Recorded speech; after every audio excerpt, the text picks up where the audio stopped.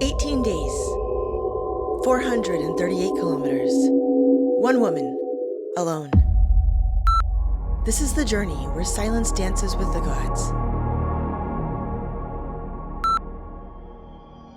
The earth nourishes every pilgrim who desires.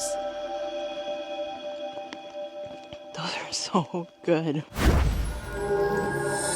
And joy is never felt so deeply. I'm so happy to see you. Buen Camino! This is the Camino.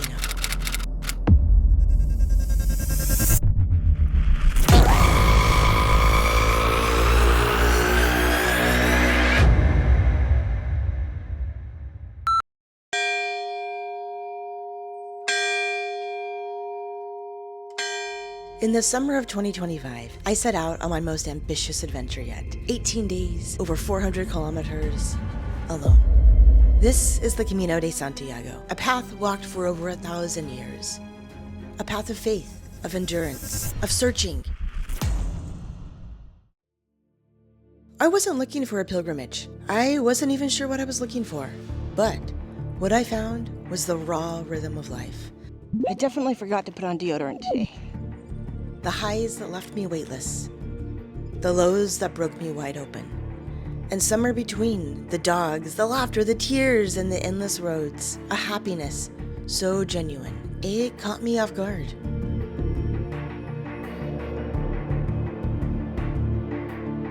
Throughout this adventure, you'll watch the Camino breathe. She inhales sadness, she exhales joy, and along the way, I stop resisting. I breathe with the rhythm of the trail. This is my journey. Unfiltered. I peed in a thistle patch. Unpredictable. My pants fell off.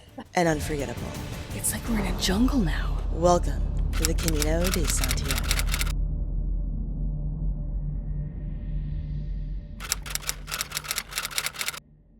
Good morning.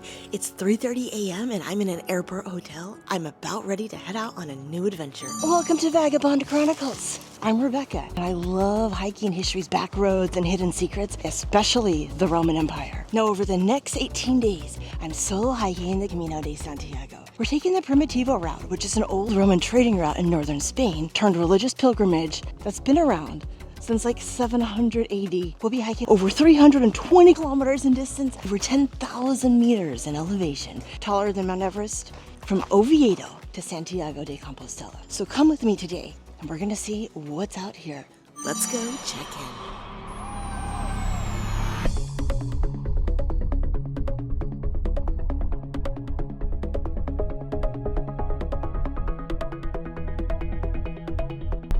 So we're gonna make it in time to get the train, as long as I don't get lost in the train station. But that should be fine, right? Even though I had a ridiculous delayed flight, somehow my turbocharged taxi driver got me to the train station just in time to catch our high-speed chariot.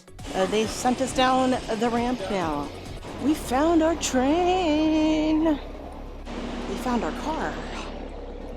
Let's go find our chair now.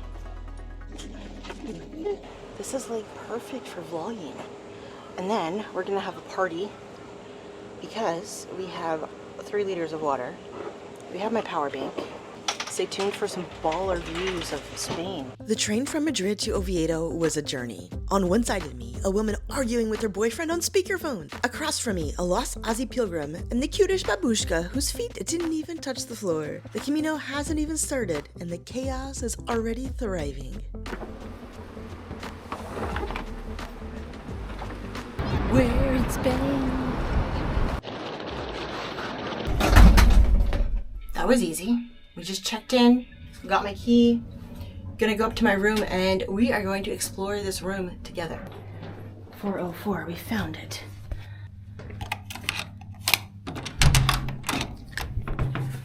Now, unlike other vloggers who put a camera inside to walk in, we're going in together. You get the first look of our room. Here's our room. Okay, we need to do that first. Boop. Okay, cool.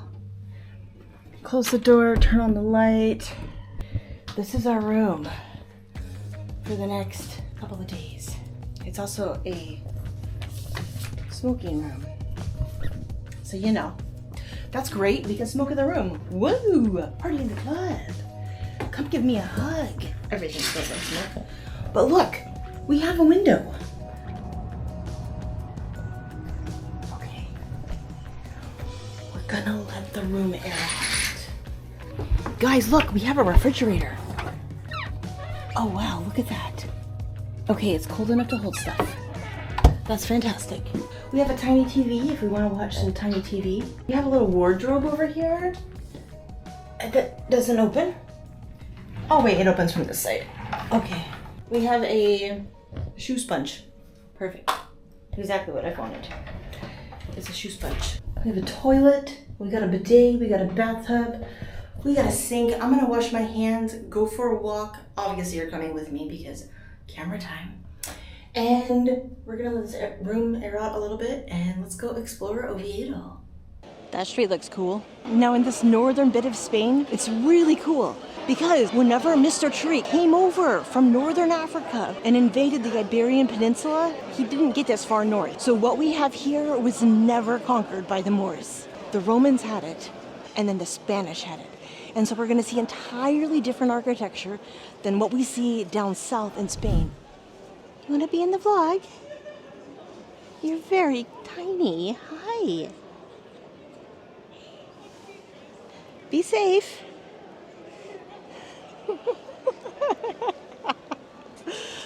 Whoa, guys. We went from dog to big church. Well, that's very cool. Throughout the Camino experience, you have a pilgrim passport. The Pilgrim Passport proves you actually hiked the trail. But really, it's like collecting gold stars. Each day, a stamp or sello marks the day's journey and memories. My challenge today was finding the first one. I had no idea where to look, and every church I tried had a wedding or a ceremony. Definitely not the time to barge in. This has got to be one of the most creative names for a British shop. Well done. Well done. All sorts of places to eat here, drink here. Guys! Wow, that's even cooler than the one in Zaragoza. And you did not go to Zaragoza with me because I didn't have a camera then. This is cool. Wow. So I just decided to take a left and we ran into another really pretty building. Look at that, you guys. I was hoping to find a stamp in these churches, but dude, everyone was getting married. This was gonna be way harder than I thought. Isn't that pretty? I think we finally found it. This is what we're looking for, this pilgrim stamp. Last shot at the day's stamp was the convent. By then, it was super late and it looked closed, but... So just as I was asking ChatGPT, where do I get a pilgrim stamp? ChatGPT came out and formed in the shape of a nun. Guys, we got our first stamp. And she said, like, this cathedral here is 1,000 years old. A legendary nun gave me the lowdown of the relics hidden inside Oviedo's cathedrals. I didn't catch much of it, but wow, the lore here runs deep. But now with sello acquired, I could finally find the grocery store and eat. Even the Mercadona's pretty. Okay, I would love to take you guys into Macedona. Yeah, Macedona too. Mercadona. One day, but I don't know if they allow filming inside here. And I didn't want to ask. So no filming inside the grocery store, but I have my Tesco bag for life, right? That's what you're supposed to do. Use the Tesco bag until it doesn't have life anymore. So we're gonna take the Tesco bag for life and go eat by that really pretty church. Church is here. This is my chair. Oh, okay, I'm gonna eat and then tell you a little bit more about why I'm doing this, because that's what we should do on day one, right? Bon appetit. Guys, look at the store. It's like a Catholic grandma's living room. Now, when I was walking here, I saw this cute little park. See, the park is right there. But then I saw an activity. Do you hear it? Scotland never leaves us.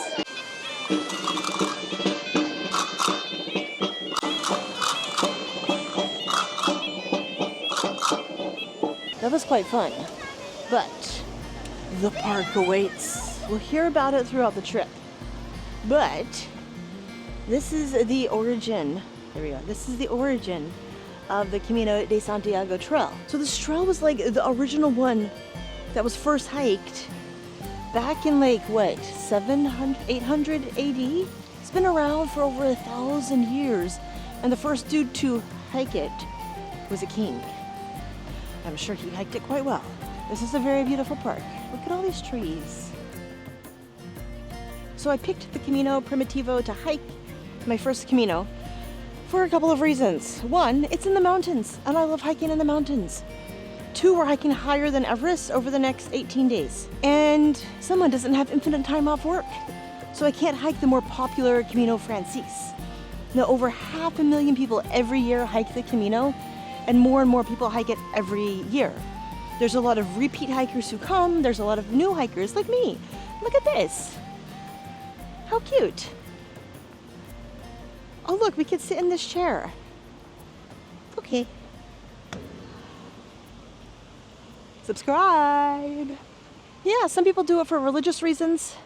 Some people do it just because they like nature, like me. They like to see old stuff. And they like to walk on old Roman roads. Yep. This was an old Roman road. This was an old Roman city. Maybe this would have been like an old Roman park with hanging gardens, with different things built up in it. Clearly it's not Roman anymore.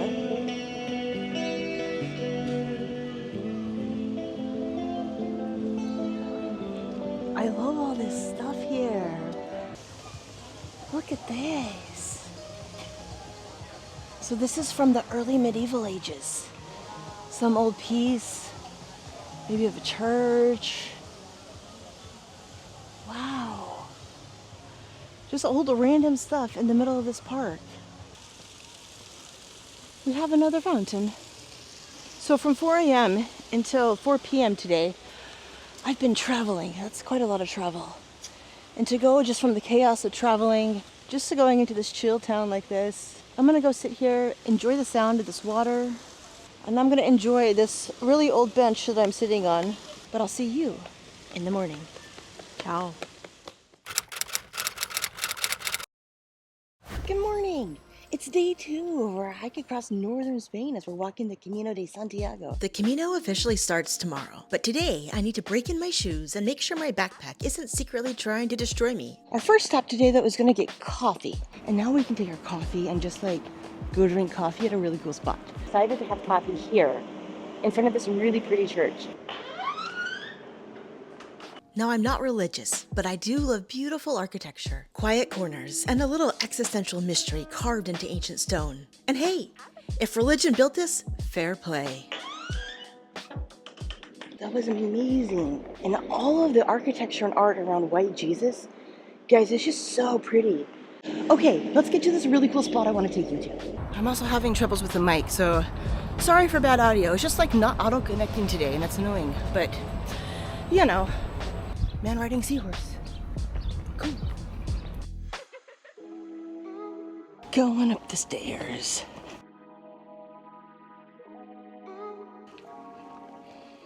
Distraction. I ran across this other church. Now I think it's abandoned because I see a broken window. The clock tower up here, almost falling over. Church is kind of a big deal up here. Some of them have been beautifully restored. Others have just been left to time, ivy, and are a bit crumbly, but enjoyed by a few determined pigeons. Okay, church appreciation done, let's get back on our hike. And then way up here on the hill, maybe you can't see it. I can see it. We have White Jesus in a cloud. I'm excited to go see White Jesus in a cloud. You can hear the roosters behind me. Legends. Oh, I see a horse. Guys, do you see it? Hi, horsey. Book, book, book, book, book. Tucked into these hills are some of the oldest churches in Spain. Built in the 800s as royal party pads, they were later turned into churches. Today, they're UNESCO protected and ticket only. We got a ticket, and the tour is in Spanish. Back in the 800s, these walls were painted with knights, magical beasts, and other medieval fever dreams. The basement was used for a top-secret ceremony that was widely known and extremely undocumented. Today, the fancy bits live in Oviedo's Archaeology Museum. which you're looking at right now. But let's be honest, we're not here for museums. We're here to suffer uphill in the name of adventure. Vamos! Now we're gonna go up and climb White Jesus. So let's go do that. With over 320 kilometers ahead of me, I figured I should probably test my shoes and backpack before the Camino actually starts. Today is about finding my rhythm and seeing what my body thinks of me carrying my entire life on my back. Was this even a good idea? It's like we're in a jungle. A little refuge with a little chair, some reading material. Is it an outhouse? Why else would you have reading material? Maybe it was a mistake taking off my pants, because I'm usually allergic to plants. Okay, these are really tall. Like, I'm not exaggerating it, and they're also really pokey. Ow, ow, ow, ow! Ooh, butterfly. Not gonna lie, this trail is really sketchy, but look what I found. Do you see how purple it is? So we have this beautiful red soil just overlooking that valley. And the trail just kind of goes, you know, straight up. Brump. Oh, I should have brought more snacks. Okay, let's go finish finding this dude. White Jesus. I wasn't being racist. It's like actually White Jesus. We came from down there, and now, Big Jesus. Some say he's blessing the city, others say he's looking for a hug. Either way, Oviedo's got its own Christ the Redeemer statue. Okay, so I saw all these other people walking up this way, and I definitely don't want to go down the same way we came up, because that was sketchy. So let's go down a new way. This path was chill vibes and way safer the entire way. Turns out I found the hardest path to get to the top of the hill. Oopsie. Wow. Guys, this trail is way more chill than the trails that I went up. Now, to be fair, I've almost gotten squished by a mountain biker 3 times. Well, not the same one, but like different mountain bikers, and that's scary. But look how pretty that is. Hiking shoe review. I'm liking these guys. But the soles are really nice. I'm not feeling any of the rocks. It's also handling the weight of my backpack pretty well. And stay tuned. I'm going to show you guys all the stuff I brought and tell you if the stuff that I brought was useful, what I wish I would have brought. So that way, when you decide to hike the Camino, you know kind of what to bring and what was useful and not useful for me. Okay, so I just had a great cool down in the shade. And now we're going to go walk back into town. So let's go join these people and walk down here. Oviedo is a vibe on Sundays. Busy streets, trickling fountains, and grand old buildings just asking to be explored. So naturally, I tried sneaking into one in full hiking gear, slightly sunburned, and smelling of mummy nature. We're totally going inside. Well, that's cool. I'm glad we were able to walk up here. Everyone is dressed very fancy. And I just don't feel like being fancy right now. See? They're all dressed really fancy. Maybe it's like some event or something. This is incredible. Look at that. Oh, it appears we ran into a market. Look at all the things we can buy here. I love exploring. Woo! Be very tiny. It looks like sometimes there's an indoor market. Let's go left. Why not? What's going on?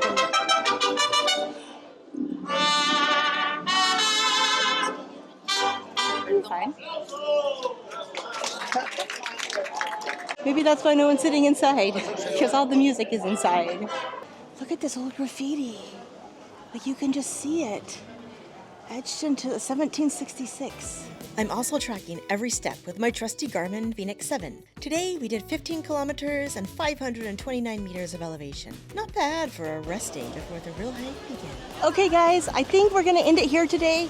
I'm gonna go pack and get ready for tomorrow. And tomorrow we're gonna start our journey off at this exact same point. See you tomorrow. Ciao. We're just 2 days in, and I'm already realizing this journey isn't about walking. It's about watching how I handle each day, especially the little ones. Good morning. Today is day 3 on this 18-day journey. Today, we start our journey on the Camino, right next to the statue of King Alfonso II. And he was the first person to hike the Camino Primitivo. He was a pretty epic dude. Let's go hike to Grotto today. We can see our first sign here. Now, every time we see a shell, the flat edge will point to where we're going. So Camino Primitivo, we go left, and just around the corner, we see our first seashell. It's like a breadcrumb race all around northern Spain that we're taking. Yesterday, we walked around Oviedo for 16 kilometers and climbed 500 meters of elevation. Every day, I'm keeping track of how much I walk and the elevation I climb with my trusty Garmin Fenix 7. I'll be posting daily stats at the end of each video, so keep watching. Guys, look, a little dude. Buen Camino Peregrino. After getting out of Oviedo, I found a map. We're here. And then we're gonna just walk all along that. The sun is rising and the moon is still here. Today is really about finding my rhythm with walking, filming, and whatever this vlog is becoming, and also getting used to grumpy animals. Hi, have a good day. She definitely had a resting bitch face. Maybe she's not a morning person. That's okay. That's okay, fine. So many people have just like raced by me. Nah, I'm into the LSD. Long, slow distance. I don't move fast, but I move far. I'm walking so slow, I found a snail. Look at him. Hey, little guy. Enjoy your day. How cool. Fun fact, this whole path used to be part of Roman trading route 19, leading from Asturias to the sea. Can you imagine it though? Just like having bricks. I took off my pants. I definitely forgot to put on deodorant today. So, oops. In true Roman soldier form, of course. We'll get everything right by the end of the hike, man. Oh, I'm glad I'm solo hiking today. Do you think it's time for breakfast? Daily berries are definitely gonna become a motif of the Camino. That's so good. We will leave some for other nibbly Caminoers. Morning snack acquired, it was now time to go explore some abandoned villages. And yes, we're going inside. Towns, some thriving, but many forgotten, line the Camino like echoes of another world. It's just the whole house collapsed. I wonder why. We can see old symbols at the top. Guys, look inside this. Wow. This used to be a massive mansion. Cute. Hola, perro. Hi. Good morning. Now, I'm not quite sure if this water was potable, but with highs of over 34 degrees today, it was getting really hot early in the morning. Okay, well, my face may have giardia on it. That's okay. Pew, pew, pew, pew, pew. And my face has a bug on it. Check it out, guys. The sign has a new sticker. So, you know, we're trying to build the channel. If you haven't subscribed yet or left a comment, can you do that? It's super helped me grow the channel.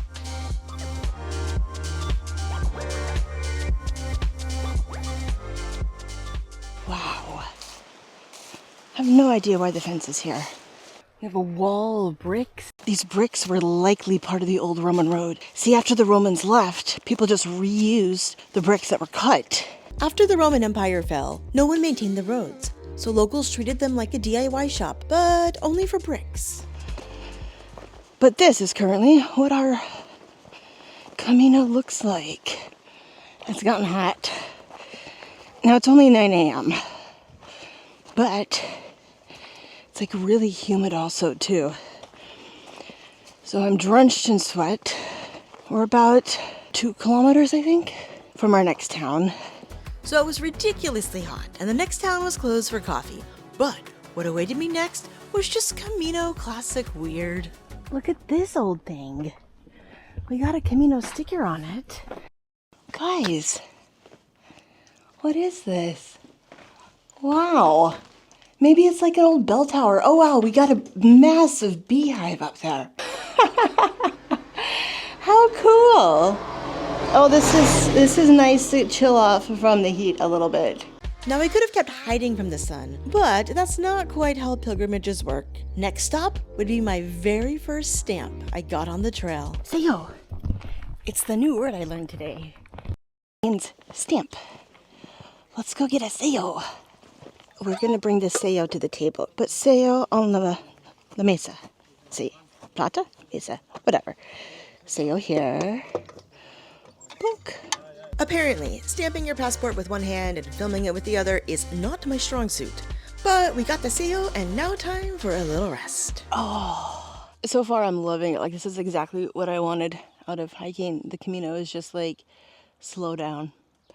Take it at your own speed. It's 1,000,000 degrees. My body's still adjusting to the temperature. After a quick break, I spotted a detour to some Roman bath. When Rome calls, vamos! Maybe not the best idea in 34-degree heat, but here we are.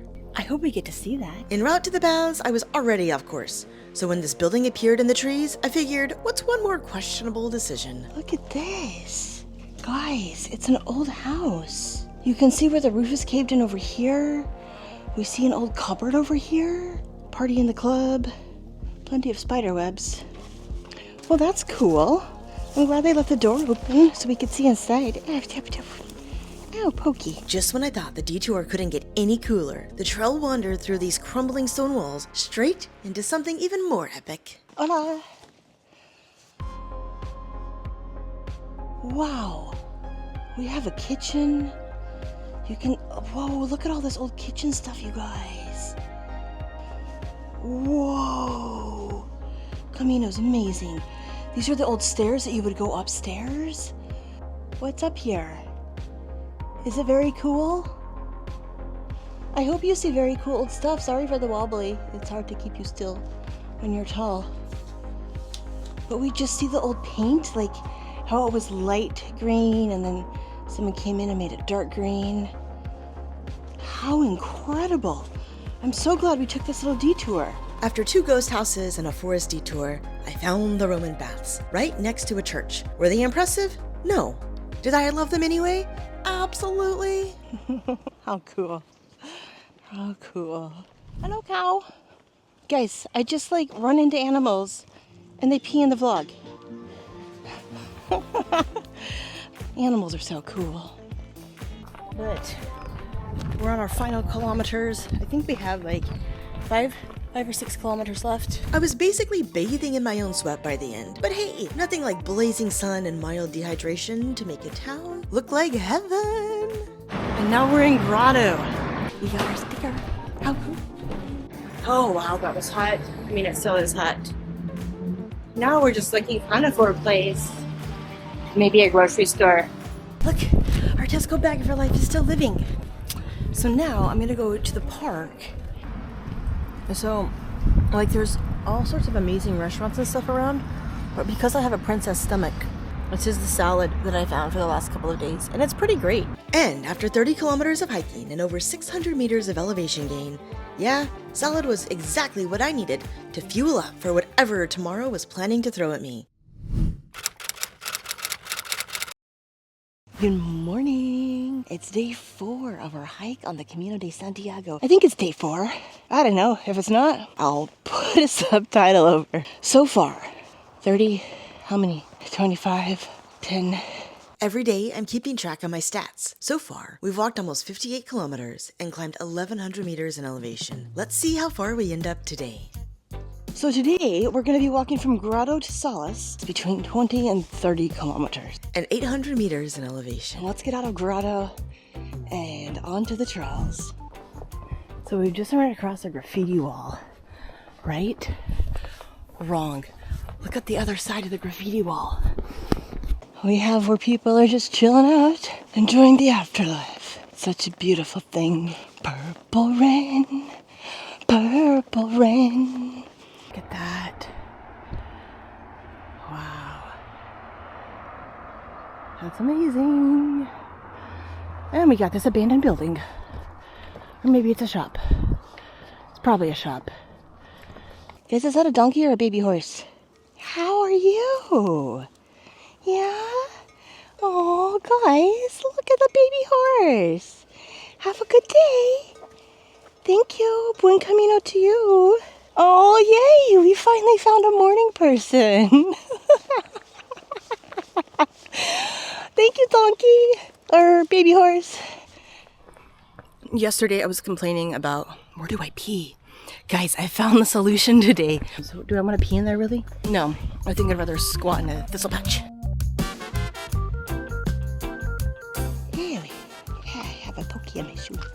Oh, oh, oh. Yeah, that wasn't a pokey. That was the start of a very gnarly blister. Speaking of blisters, the Romans had some wild lore about foot care. They would soak their feet in vinegar to help with the inflammation and then also to cure any blisters or anything that would have happened.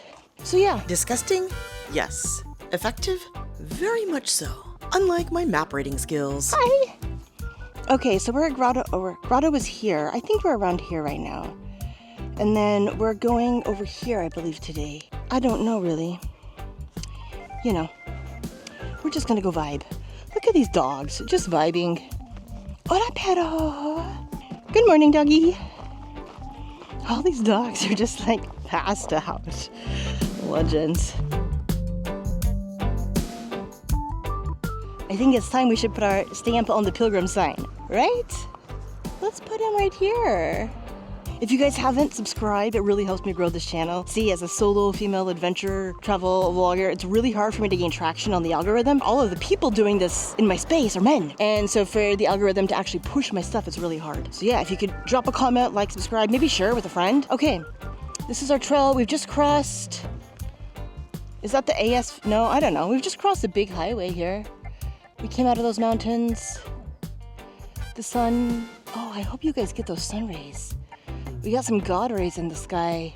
At the bottom of the scree hill, with the sunrise behind me, sat a beautiful little village. That's so crazy. Like we were just walking on this kind of scree type thing. And then, you know, we just entered this beautiful little place. Beautiful flowers. Wow. Look how pretty these are. Oh, we have a sign. I wonder what that's for. I don't know. But cool. Maybe that means there's a place where we can get a sayo. My sayo collection was pretty low for today, and no one really tells you where to find them. It was all trial and error, just like when I went off path a little bit because I saw an iglesia. Do you see the iglesia? I think this one's really old. Scattered throughout Asturias are thousands of little churches, many now just serving as garden decorations like this one, built in the 11th century. And today it's just vibing amongst apples and flowers. I wish we could see inside. Hola, Iglesia. Okay, back on the Camino. Okay, we're on this trail, right? Kind of rocky, and, you know, that sort of thing. But guys, speaking of weird stuff that we find on a trail, why do we have a wheelchair? How would you even get that down here? Hola. Now it kind of looked like someone may have been living here, and I definitely didn't want to barge into a sleeping session and scare someone. So of course I announced my royal entry. Buenos dias. What is this? Like, there's new stuff here. We've got an old wagon wheel. Like a bear, I don't know, man. It looks like a shed of some sort to store stuff. And now, like, oh, maybe. Totally blanked on the name. It's a watermill powered by the river, used to grind food and keep villages running. After the watermill, it turned out into one of those classic Camino days, walking through a tunnel, watching a baby cat attack a leaf. Get that leaf. Get that leaf. And yet another futile wander through a church looking for a sayo. It's like super medieval. Guys, this is incredible. Now, one thing I find fascinating about all of these Camino markers is that they're on these pillars. Now, these concrete pillars are newer, but they're reminiscent of the old Roman mile marker. Roman milestones once marked how far you were to the next town. But after this trail transformed from a Roman highway into a Christian pilgrimage in the 9th century, Alfonso and the Pope and Carlemany would have just like put little stickers on it to show pilgrims what way to go walk along the Camino. And I think it's super cool that, like, you know, today they could just put sticks in the ground, like you have stop signs and stuff, but no, they kept the old vibes of like the Roman mile marker. And sorry for the audio. I don't know. Maybe the camera's old. Maybe the mic's old. It's just not wanting to connect. And I keep getting tired of trying to manually connect it. So sometimes you'll get good audio. Sometimes you get bad audio. Okay, so we've taken a little detour because I saw a point of interest on the map. Can you see it ahead of us? Guys, this is an old monastery. This monastery was built in the 11th century.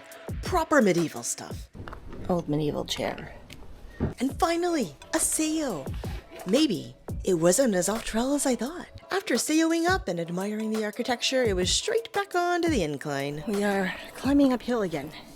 So it's about as hot as it was yesterday. There's no wind, but you can definitely appreciate the shade. I could use a little place to sit down, but it'd be really nice. Just a little bit. We were just over halfway and my body was already filing HR complaints after 4 days of insane mileage. And then it decided to protest in the most random way possible. My toe itches. How does the top of your toe itch when it's in hiking shoes? I don't know, man, but it really itches. Look how pretty you are. The horse is hiding in mommy. Not even nursing. Oh, yeah, you're very cute. I don't know. I didn't even know it was baby horse season. And just down the trail, I saw something even cooler. Look at these guys. They're just in the trees here. I have no idea what they're doing. They got a little Columbia flag. Hi. Guys, I found a rock to sit on.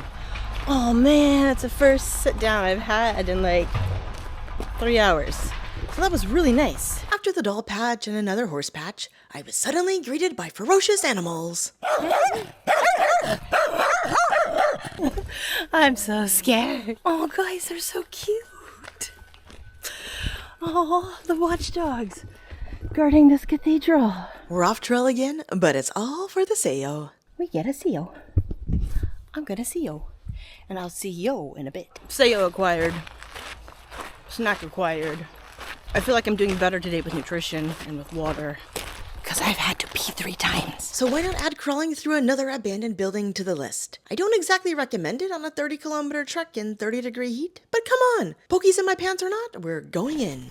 They've left the doors open, so that's cool. Voila! It's like a massive party room. Do you guys see it? Just like all of these old bottles. Maybe this was a workshop. I see some stuff hanging here. Definitely there was party in the club down here. Ouch. There's some stairs climbing up. That's the 2nd floor. Like an old doily tablecloth. There's a back. There's like stinging nettles here. Ow! And I can never see them until they sting me. Now, with me and my backpack being the weight of a baby elephant, I'm not sure if climbing rotting stairs was a great idea. Do this. I feel like this is part of the Camino that I'm missing. Okay, we're on the 2nd floor. Again, more party here. Over there, it's like we see a little tiny refrigerator. We see an old washroom. See? Oh, look, guys, we can pee there. Why didn't anyone tell me that this is where women pee in the Camino? This is the kitchen. Guys, how cool. Oh, there's spider webs in here. Did the kitchen burn down? That looks a little bit black for a stove. Let's get back on the Camino. I love exploring things like this. Yay! Oh, there's glass. Ooh. That was beautiful. Thank you, whoever left that for us. We're in the last kilometers now, and I'm running on fumes. 6 liters of water gone, hot AF, and stumbling on a medieval bridge from the 11th century. At that point, I wasn't sure what would give out first, the bridge or me. But hey, it meant Solace was in sight. Guys, we made it to Solace. Woohoo! My poor feet. Okay, I'm gonna go find the church. And a water, a grocery store, which we'll come to later. Solace was a vibe and one of my most favorite towns we've encountered on the Camino. How old is that? I have no idea. Every chapel I went into held statues for pilgrims, and in Solace, I really started to appreciate them. 1,000 years old, still standing, still offering a kind of protection for us on the way. Pretty epic. The little pilgrim iglesia didn't have a sail, so I tried the bigger one. No luck. Turns out the real jackpot was at the police station. It's so cool. You can just go into like City Hall and police station and get stamps. Salos was exactly the medieval vibe I needed to recharge. Today's hike was over 27 kilometers, bringing the total to 85. We climbed another 772 meters, pushing the total elevation to just above 1900 meters. About 20% the height of Mount Everest. You could say I was pretty hungry. In the grocery store. Okay, so my Tesco bag for life maybe is not necessarily as long as my life is. So I have a new bow set. So we're gonna go to the cathedral and eat like goat cheese. It's apple. I got some walnuts. Got some baby raisins in here. For whatever reason, it's like the best thing after hiking. My feet really itch. You get a rash on the top of your foot. So weird. I've never had a rash on the top of my foot, and it's on both feet. Look at them. So weird. Good morning. It's 6:15 a.m. So let's go explore the Camino de Santiago on day 5 of our 18-day adventure. Today, the Camino bites back. The first 2 hours were in complete darkness. No people, no sun, just me narrating to the camera. I also think we're in a cloud, because it smells like cloud. Apparently, I acquired a fog-based superpowers. This was the first really hard day. Nearly 1,000 meters of climbing, almost doubling the elevation I'd done so far, and my body had crossed the 100-kilometer mark. At this point, there were more blisters in my shoes than feet, and I was headed for my first real highway walk. You could say I was slightly nervous to leave the forest and go into full Frogger mode. We're keeping the headlamp on so cars can see me. For some reason, I was silly and didn't research and figure out that, I probably need reflective gear. Oops, that's on a different backpack. Turns out the road wasn't so bad. A couple of crazy drivers, beautiful bridges, and rap songs later. Aubergine, put diamonds in my jeans. I made it back to the trail. It's so much nicer being on a trail. We're in a cloud right now. Guys, I think this is what sunrise is gonna look like today. Oh, I can probably take this off. Okay. Yay. We got our first advertisements for today. Now, after that trek up the hill in the dark, I was really wanting a cup of coffee. Ooh, 800 meters. I see coffee. Do you guys see coffee? Oh, and it says that they have a washroom. Well, that'd be nice not to pee in a thistle patch today. Okay. Let's go see 800 meters. We'll see if it's actually 800 meters. It wasn't 800 meters, but it did start raining by the time I found the albergue. The albergue was closed. And yes, it took me a couple of days to figure out how to pronounce the word albergue. But I found this nice splash shelter. So I've been hiding from the rain a little bit. Let's go to the next town, because maybe the next town will have coffee. Apparently, this whole week in Spain is a Holy Week. Spain takes Holy Weeks very seriously. Everything closes, including albergues and coffee. But I'm prepared. Tiny little snack. A bon appetit, bon Camino. Now, if you can hear that, it sounds like it's raining a lot, but that's really just all of the mist hitting tens of thousands of leaves all at once. Is that what it is? As if millions of voices suddenly cried out in terror and were suddenly silenced. Clearly, I've wandered into some kind of Camino cloud city, where the fog's thick enough to chew, the dogs are roaming free, Hello! and even the graffiti wants to say, Bon Camino graffiti. the vibes are immaculate. The caffeine? We'll get to that. Okay, the mic gave out here. The rain was too much, and honestly, I kind of agree with it. What you would have heard is me raving about this cafe. Run by one woman, on her own, serving everything from coffee to pilgrims to wine and bocadillos for the locals at 9 a.m. No judgment. Legendary woman. Hey! Street Post is taking a nap. Oh, he's supposed to go in there. Well, he's done a number on himself. Wow. Good morning, cows. Moo. Oh, you have a very pretty baby. Good morning, baby cow. Hello. Good morning. After caffeine and baby cows, my spirits were revived. And then I spotted it, tucked into the edge of the trail. It looked like nothing, but they're everything. Guys, look at this. We have these walls all the way along, and they've been rebuilt, but this is how the Roman roads would have been. We're on Roman Road 19, and the Romans built the roads to last. They didn't just slap down gravel. They used durable local materials to pave their paths for posterity. Here in northern Spain, This means slate. Flat, strong, and easy to shape. It made the perfect surface for carts, soldiers, and apparently slightly delusional hikers with blisters. So yeah, this is the moment I decided I'm basically a Roman soldier. Little baby corns. It's very not ready. Has a long way to go. But that's okay. So do we. Maybe the corn will be ready by the time we get to Santiago. Guys, it's like we're in Burning Man. This is amazing. It's just so happy. We got flags. We got decorations on the side. We got a man. Hola. Clouds have lifted. And we have all of these farmlands. It smells like farm. We're about 10 kilometers from Tieno. And it looks like it's just like up and down in elevation from here. So the biggest part of the climb is done, which is nice. It's not 1,000,000 degrees today, and I'm loving it. Look at this. It's a super old sign of the Camino. It's like limestone. Maybe this is how it would have been in like the medieval times. I think we've arrived in another town. Look at this cute little village. And this is cool. I want a light bulb like that. Look at those cool shoes.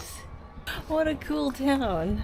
blisters were on level 9 of pain by this point, but nothing could wreck my mood, unlike this lost animal ahead. Did you hear that? There's like a baby cow running ahead. Good morning. Are you stuck? Dude, I think this baby cow is stuck. How did he get here?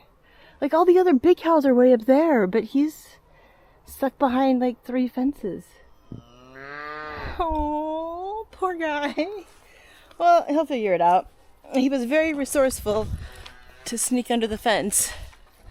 I'm sure he'll figure his way back. Oh, my feet hurt. I have 4 or 5 blisters on one foot, and I think 2 on the other foot. And that's not really nice, but you know, what else am I gonna do? Not hike the Camino? That's not an option, you guys, because we're doing this. Day 5. So today on the trail, there's not a whole lot of places to sit, because we're just kind of hiking through all these farm fields. So I found like these little rocks. I'm sitting on one like that. Oh, it feels so good. Like I'm almost at Tieno, but you know, my feet and my blisters hurt, and I'm in no rush.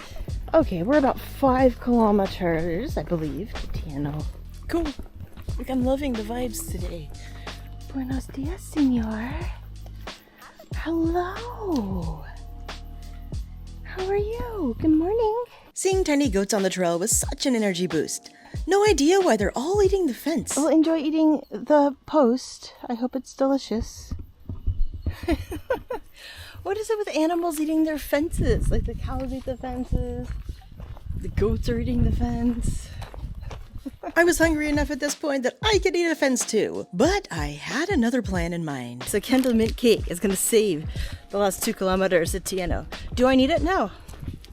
Because it's mostly flat and downhill. But do I need motivation? Yes. Look at this little dude. Same. Peregrino.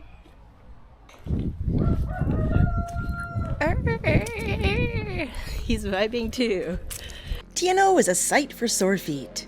And this has probably got to be the most painful that it's been. A cute little mountain town built right into the hillside. Today, we hiked just over 800 meters in elevation and 24 kilometers. But the hours of walking solo, talking to my camera and animals, was starting to take a toll. And then, everything changed. Guys, we found a museum. Of course I went in. Obviously. This place was kind of a museum-church combo situation. And inside the church, my next quest began. The hunt for the pilgrim statue. It feels like Where's Wally Camino edition, but with more blisters. Found him. After Peregrino Wally was sighted, I had no idea if I was supposed to be in here, but it's not like me and my backpack were very good at stealth power, so I went inside this other room to see all sorts of medieval art, without hands, of course, and a very, very white Jesus. And now I've lost Oh, here we go. I've lost the Camino because I found art, you guys. So cool. It's so cool. Oh my god, I'm an idiot. Okay, so I found the Camino. But the problem with that is that that's the Camino route we'll go tomorrow. Oopsie. This is proof that I'm a little bit tired. Hola, buenos dias. And there's your sneak peek of tomorrow's Camino. Time to rest my feet. Good morning. It's day 6 of our journey across Roman Road 19. Those gentlemen are very intoxicated. So as I'm going to hike the Camino de Santiago, they are drinking the vino of the Nino. Our hike is going from Tieno Pola de Alande. That's where we're going. I had to look it up. So it's gonna be between 25 to 30 kilometers, and we're gonna climb around 900 meters in elevation. So far, we've climbed 2,700 meters in elevation and walked 108 kilometers. Today's 6, so we're a third of our way through the journey. My feet feel it, as I have some pretty intense blisters. A 5:30 departure meant an extra hour of stumbling around in the dark. And I've got both torches out. Camino hard mode unlocked. But then, the magic starts. Arrows glowing in the gloom, candles burning mysteriously in the middle of nowhere. Even the butterflies join the pilgrimage. Good morning, Mariposa. And finally, as the trail opened up, we emerged into the clouds themselves. Not just fog. This was Cloud City! Star Wars fans, you get it? Cloud City, it's so cool. I think we made it to the top of our first climb. The sun's out, which makes it a little bit safer. Apparently we're walking on the road. Okay. Buen camino, Pellegrino, oh Pellegrino. I wonder what a Pellegrino is. It's Pellegrino. Don't worry, my Spanish is still in beta version. And I'm looking for breakfast, you guys. Those are so good. Wow, they're just protected in spider webs. Oh, hello, sir. Good morning. You're very, very poop-like. But maybe that's their camouflage. Like maybe if they look like a poop, animals won't eat them. I don't know. Oh, look, another poop one. The fog made everything feel still, like the air was holding its breath. There's a kind of peace in it, but also something very eerie, like I'd wandered into a different layer of the world. It's like we're in a jungle now. The jungle of the Camino. The trail offered me a 5-kilometer detour to an abandoned monastery. Obviously, I took it. And we can go inside. This monastery was founded in the 8th century when the Camino was established. It was one of the first places to offer pilgrims shelter, medical care, and even burial. It's the catacombs. What we're hiking is no joke. Maybe this is where the infirmary would have been. See, pilgrims really get injured. I'm so excited. Wow. These walls hold over 1,000 years of stories, of sacrifice, of silence, of battles for power. And now here I am, just vibing in it all. I'd totally be down for being a monk. This is beautiful. I wonder if this is for sale. I would totally redo this. We gotta watch out for nails. I don't want pilgrim tetanus. See, we got old nails here. You can see here some of the original headstones. After spending a casual hour vibing in a 1,200-year-old monastery, I figured maybe I should actually keep walking the Camino. But when you're hiking in the middle of nowhere in Spain and you find shit like this, guys, pretty f***ing awesome. Oh no, will I fit?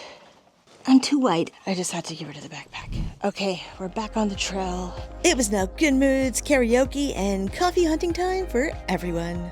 You just reached Villa Luz, so don't turn off the luz. I can feel my feet. Can you feel my feet? Probably. That's how bad they hurt. They're radiating throughout the vlog. This is a cute little town. It needs a say yo. Oh well, we'll find a say yo somewhere else. So I'll say yo in a bit. You can kind of see it wind up here. It'll zigzag over. And then we see Pellegrino way up there. Woo!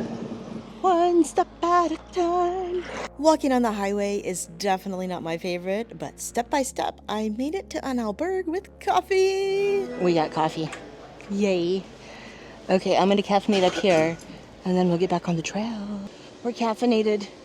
We got a beautiful building over here, and there's this taxi Camino company all the way around here.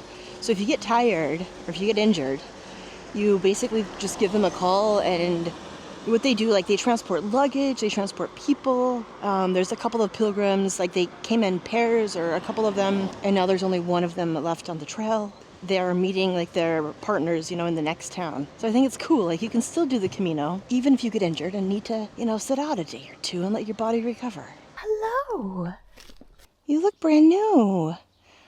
Oh, you're learning to walk.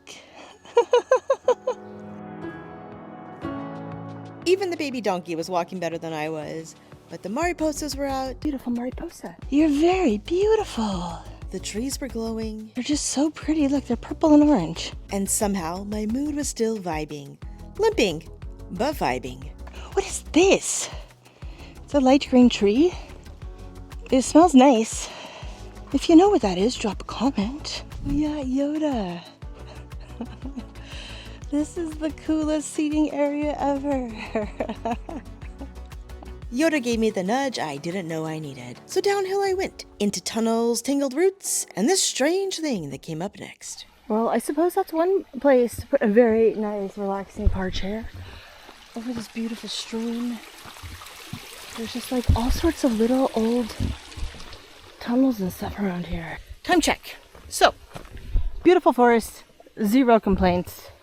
We are 7 hours in, 22 kilometers, and I'm moving like that overripe banana slug. Glacially slow, but that's just how we go today. Man, the last parts of these days, in order to give you guys that high energy, I got no high energy. And I believe my pants are falling off, guys. My pants fell off. Oopsie. Okay. Well, that's fine. Oh, God. I wonder if that car behind me saw my pants fall off. Probably, but Azela Camino. Okay, guys. I had a little sit down. I put my music in. I've been going almost 9 hours. I am moving glacially slow. But you know what? We'll get there. We will get there. Why are you eating the fence? Is it delicious? Have a good day, sir. Ma'am, whatever you are. The final grind into Polo de Allende was intense. One of those days you're not sure you're gonna get there, but then you start to see Civilization. This is Polo de Allende. Now I've gotten here at nap time, so everyone is sleeping and having a little siesta. And a siesta sounded great. It was 10 hours of hiking, 31 kilometers, and almost 900 meters in elevation. I was one tired potato. So we're going to my room together tonight. Tonight's stay was a private room and technically was a 1-star hotel. But honestly, I don't know who's handing out stars in Spain because this was better than some 4 stars I've stayed in. Oh my God.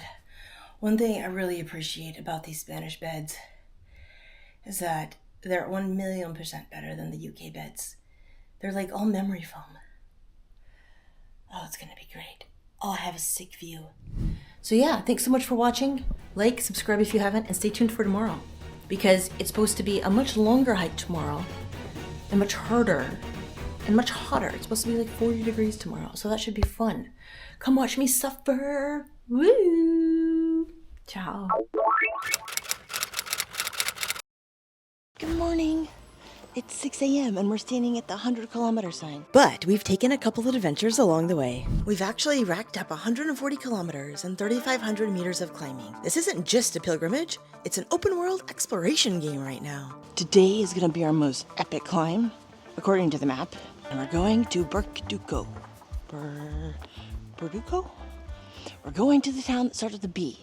I've just gotten a town name that I can't pronounce. Today was a banger of a hike, and it was the toughest day yet, as it's about 35, 36 degrees outside, which is like 100 degrees in Fahrenheit. So let's rewind and figure out how I got here and how it's so incredibly amazing to be sitting on this nice couch. It's day 7, and I was getting used to dual wielding torches like it was a morning standard. lighting my way through quiet, empty trails before the sun and heat made their appearance. And as you can see, the sun is kind of rising. I think it rises in about 10 minutes. This is the most dangerous section of the Camino Primitivo. While the trail looks innocent right now, it opens up to a 15% slope that must be climbed and descended along steep, exposed ledges. This is where people are known to get airlifted out, as there's no paladin to lay on hands. Hola, buen camino. Buen camino. I am the slow pilgrim. Let's go hobble. Hobble along this little road. For over 1,000 years, this has always been the most dangerous section of the trail. And there were bandits. See, back in the 8th century, King Alfonso II was pen pals with the Pope, and he said, yo, dude, I got a great business adventure for you. Let's turn this whole thing into tourism. And the Pope was like, great. This became a pilgrimage where people from the Catholic Church would travel, a super holy and sacred site to see the bones of an old dead saint. Saint James Santiago. Jimmy. pilgrims walking this trail would be looking for redemption and magical healing. It'd take them upward of a year to complete it, and many carried large amounts of money. Bribe money, food money, money. Basically, a bandit's dream inventory. And this is where they would hide out, in these hills, in these bushes, along these dangerous river crossings. These days, the only bandit lurking on this trail is mental fatigue. And let me tell you, she's ruthless. Guys, nothing beats fresh blackberries. I'll leave some for the next Pellegrino. It's so delicious. I can feel the heat just radiating, like it smells like forest fire. You can just smell like all the cedar. I think it's cedar. I don't know, it smells like a forest fire. And we're just moving glacially slow as we make our way up. I thought the scent in the air was just trees waking up in the sun, but that soft glow wasn't sunlight. It was firelight. See, a nearby forest fire was raging, and we were unknowingly hiking through its smoke. The colors here are amazing. It just got get back in my face. It just got ridiculously hot too. Hey, get off me! Bug wants to come for a hike on me. No, I have enough things. I don't need to carry you two. There's a lot of flies because there's a lot of poop on the floor. And I think they think I'm a poop. But no, I put on deodorant today. Yay. This climb was brutal. Every time I tried to sit down and recover, it triggered a boss fight with biting flies. No potions, no cooldowns, just me suffering on legendary difficulty. I don't know what this means, but it's the route to the human rights. Checkpoint unlocked! Woohoo! I feel like there should be a cello up here, right? I mean, we made it all this way. And I need a sticker. Otherwise, how did I know if I did it right? Guys, do you see it? We have a table. I'm gonna have a beach. Okay, this is nice. This is very nice. This is what I see. This bench was amazing. Okay, I don't know if that's good, what I did. I retaped my toes. And now we're gonna go keep following the Camino. But our biggest climb today is done. We're at around 1,200 meters in elevation. I'm happy we made it. Definitely not the fastest pilgrim, but you know, that's okay. Because I am the happiest pilgrim. Now this is where things get sketchy. After climbing for nearly 3 hours, I hit a descent that felt like a punishment. Loose scree, a sheer drop off to one side. It wasn't just a physical challenge anymore. This was a full-on mental game. Man, I don't know if you can tell, that down is really steep.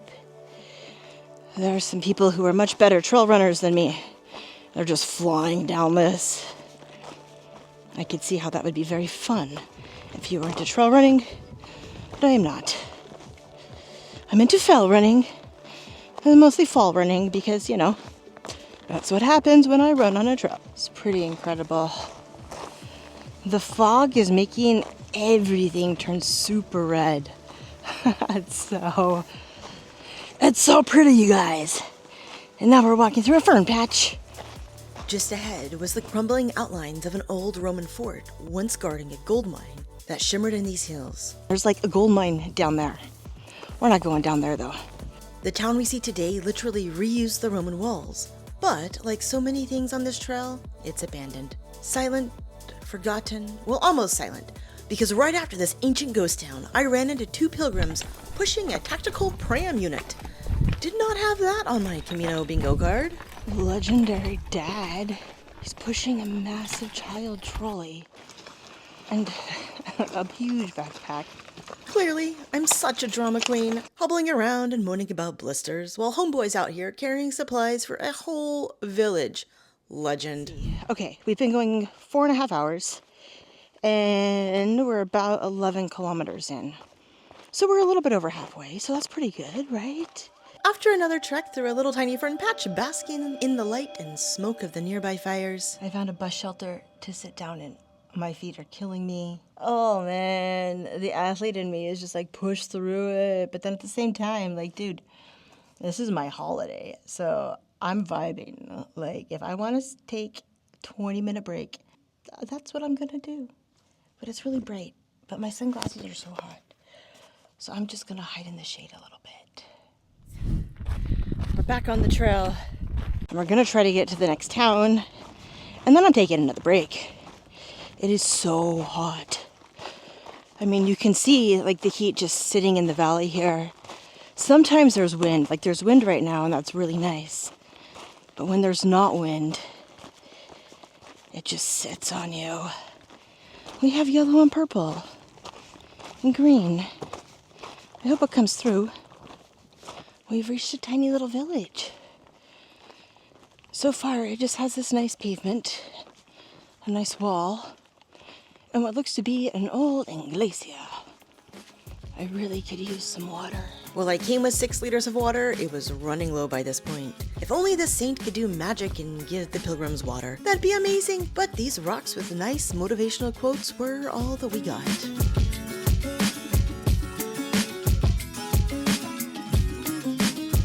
Everyone was struggling today. And hiking solo for a week, it hits different when there's no one to distract you from the heat, the climb, or your own thoughts. And that's the thing about hiking alone. Some days it feels empowering. Other days it's a slow, emotional unraveling. So when I finally found a Spanish group to keep pace with, it felt like slipping into a mental slipstream. We didn't need to talk. We just needed to not stop. So we're still walking on this very, very straight road, but having people ahead of me, and they're very tranquilo Pellegrinos. It's so nice. It's keeping me moving. I know today hasn't had a lot of urban exploration and abandoned building searchings, but that's what it's like out here sometimes. Sometimes you get stuff. Sometimes you get cows in a forest. Didn't plan that one, did I? And what felt like out of nowhere, my town appeared. This is the little village that we're staying in for tonight. I think there's like 3 hostels in the town. And then there's a couple of these. It was now off to find my next 1-star hotel, because why not be bougie when it costs a couple of euros more than an albergue? Let's go check in, take a shower, and then we'll get a room tour.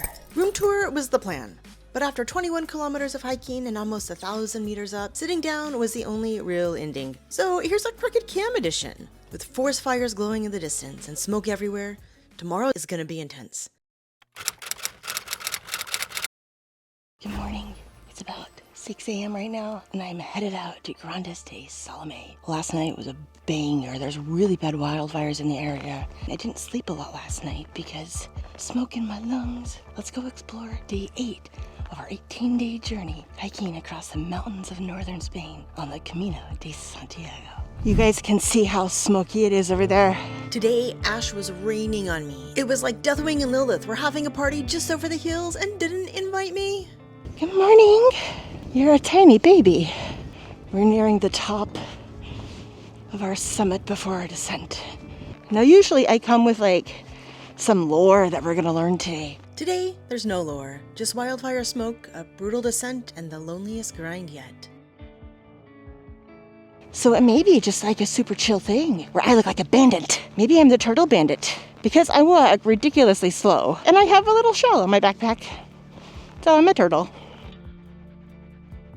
We now start our descent. Over 1,000 meters of descent today. Over about a 7-kilometer distance. So it's about a 12%, is that 12% grade? Yeah, more or less, I think.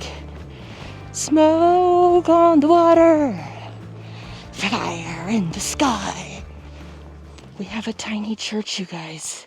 Look at that. Isn't that cool? All sorts of old stuff. This entire trail is old. It was once Roman Road 19, later repurposed as a Christian pilgrimage in the 8th century. And the Romans, they built smart. The pavement you see here turned into a fence post. That's legacy. Roman pavement. And speaking of repurposing, I was looking for a walking stick to help me on the down section a bit. Guys, do you see what I see? I think I see a Arbol de Camino. Guys, I think it's a perfect Arbol, right? We're gonna Arbol de Camino. Now we have an Arbol for the descent. Oh, I'm so happy. Yay! Okay, it's gonna make vlogging really difficult, but I believe this Arbol is just what we need for today. I'm so happy we found one. Yay. Yay. You can't tell, but I'm smiling. Woo! Arbol down this hill.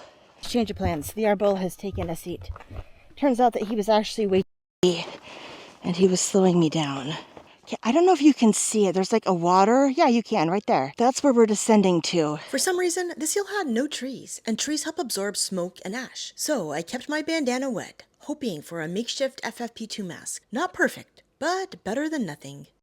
Guys, look at this. We have trees coming back and this beautiful rock situation. We're about halfway down the hill.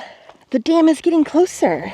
And I just got done from a peach break. Dude, peaches on the Camino were literal gold. These are massive peaches. Massive peaches. Bad jokes to keep my spirits high. Let's go. I think we're going to that town later today, though. I think we have to go to the dam and then climb back up. That'd be nice if we don't stay in the valley tonight. Cold air sinks at night, pushing ash down with it. So while the valleys stay cooler and are easier to sleep in, they're actually riskier for smoke exposure. You can see where long ago a fire raced through here. There's a bunch of burnt down trees. And of course baby trees, which is what you get when fires come through areas. But the dam was in sight, and I was already planning my next steps. I think I'll take about 20 minutes at the dam, take my shoes off, wiggle my little toes. We're getting there. We're slowly getting there. Hubble, hubble, hubble, hubble. Hubble, hubble. Hubble, hubble. I like that quote that we saw yesterday. It will get easier. But for now, you are here. So true. You know when it's gonna get easier? In about 2 weeks. Because really, this is only day 8 of our 18-day journey. We're not even halfway done yet, you guys. For my first Camino, I decided to do the hardest, the best, Camino Primitivo. It was originally an old Roman road trading route, which is also really the reason I'm doing it. Because who doesn't love the Roman Empire? This was the road 19 that we're walking on. Back in the day, this was all slate. Now it's just like broken slate and dirt. But along this entire path, leading from Oviedo to the sea, there was gold mines and ore mines that the Romans would mine stuff out and then dump it on the highway, the ocean, and then take it back to other parts of the empire that needed resources. The only resource I needed at this time was a place to sit down. That wasn't happening. So talking to my camera to help ease the mental fatigue and loneliness on a long hike helped a bit. No one tells you about how lonely it gets walking the Camino solo. Guys, it's like this trail will never end. And I feel so sad. Like, everyone is passing me and walking so fast, and here I am, barely moving along. Why am I so slow? That's the reality of walking the Camino solo. It's a little bit harder than going with a group to keep you motivated. Now, one thing you guys may be questioning is like, why don't you just talk to other pilgrims? I do, but the thing is, like, the Camino Primitivo is the hardest route. It's very local also. And so about 95% of the people on this trail are local. But my Spanish is just not that good. It makes people laugh though, so that's good. Like a glitch in the Matrix. I saw it. A road. Camino sign. Yay. Grandes de Salame, that's where we're going. Okay, we got 6.6 kilometers.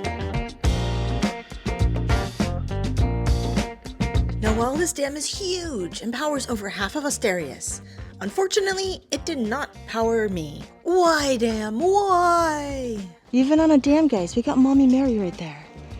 That's so unexpected. I would think that you would just use a dam to put for infrastructure. But Mommy Mary also needs to be part of the dam. After the dam sat this yellow house full of coffee, pilgrims, and a washroom. Did I film it? Of course! But I pulled a boomer move as my camera somehow was in photo mode. Man, the coffee in Spain is so good. Had a coffee, had a nice pee in a toilet. That was nice. And now we're on the road for about 5 kilometers. It was now at this moment I remembered I had time-lapse function in my camera. Woohoo! But a new challenge awaited me. So I've got to get to the town before 1 o'clock because the grocery store closes at 1:30 and nothing is open tomorrow in this town or the next town. And I have 1 peach left. And 1 peach is not going to last me 40 kilometers. Earlier today, we were all the way up there with those windmills. Even though we're racing to town, it's kind of cool to see how far you can walk, even at a super slow pace. It's amazing. Full speed ahead and headphones on, the success of the next 3 days was dependent on me getting to town by 1 p.m. so I could load up on snacks. We made it. We made it to town. This is Grandes de Salame. Was it the hardest stage today? Physically, no. Mentally, yes. And it was absolutely the most amount of pain that I've experienced in quite a long time. On my feet. Looks like we have a hostel here. Manzanos. Turns out when I get tired, I can't read a map. After getting full-on lost in a town of 800 people, I finally found the grocery store. The grocery store was closed, so we'll just go take a little walk through the town. And then I saw a gathering of babushkas right out City Hall. Let's hope a store was nearby and not that knitting club had just ended. Okay, guys, success. Guys, I gotta show you something. So right ahead of us, we got a church. I found beer, and I'd kind of like to have a beer by this church.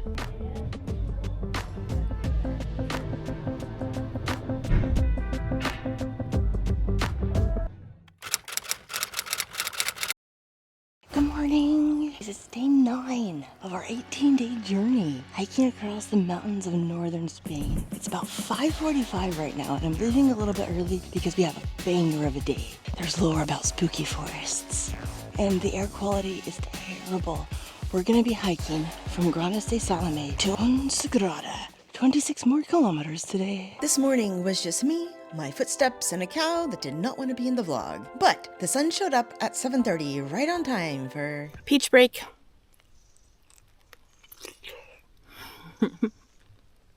The sun has risen, and we have multiple Pellegrinos on the trail. We're all trying to beat the heat today. You can see the glorious sky full of smoke on the water. The air was red and even tasted like ash. Do you guys hear the donkey?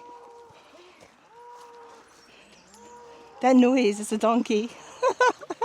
Now, theoretically, in another couple days, the air should get better. I hope. But I guess we'll see.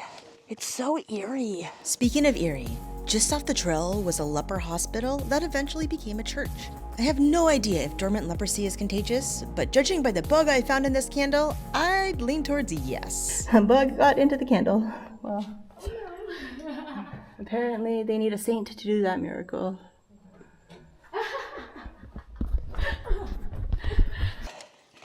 Guys, just look at that smoke sitting in the valley all over that reservoir. It smells like fire. Oh well. Stop, fire, stop. Guys, if you don't believe global warming is real, you should. Okay, we're pulling off the highway now onto a tiny little town. Spooky town. Voodoo people, magic people. Whoa! Guys, there's a bird hiking the Camino. Yes. Wow! I want to be that bird. What a legendary bird. Somewhere between my blisters hurting, this never-ending incline, watching baby cats, and a very red sun hovering over the Smoky Valley, something terrible happened. Guys, I lost the Camino. I missed a turn somewhere. Oopsie. So we're just walking very safely on this AS12. Now, walking on a highway for a couple of hours isn't my favorite, but it's all part of the journey and trusting the process, letting go. And after a couple of hours, Look, we finally found the Camino again. How did I lose the Camino? Oh well. Thank you, Google, for mapping stuff. So you can see our whole trail. We're gonna go up here and then right by these windmills. exactly the vibe I needed to carry me on. A tiny sign cheering me on. Buen Camino! We've entered a forest. Beautiful trees are capturing all of the smoky smell for us. And we need some fruit in our diet. I don't want the bug though. Just the fruit. Oh, that's sour. Oh, woo! We've reached the high point of our trip. And now we're gonna be descending and climbing and descending. But it's like a mostly gradual descent over the next 15 kilometers for today. Kind of forgot to look. I just know it's a very long distance because everyone left really early today. I'm enjoying not wearing a mask right now. I mean, I don't have to probably. No one else is, but we got 9 more days, you guys.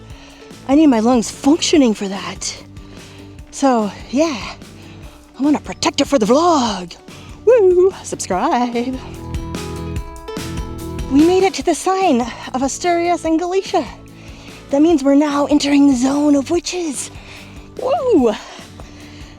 And it's separated by this nice little rock layer.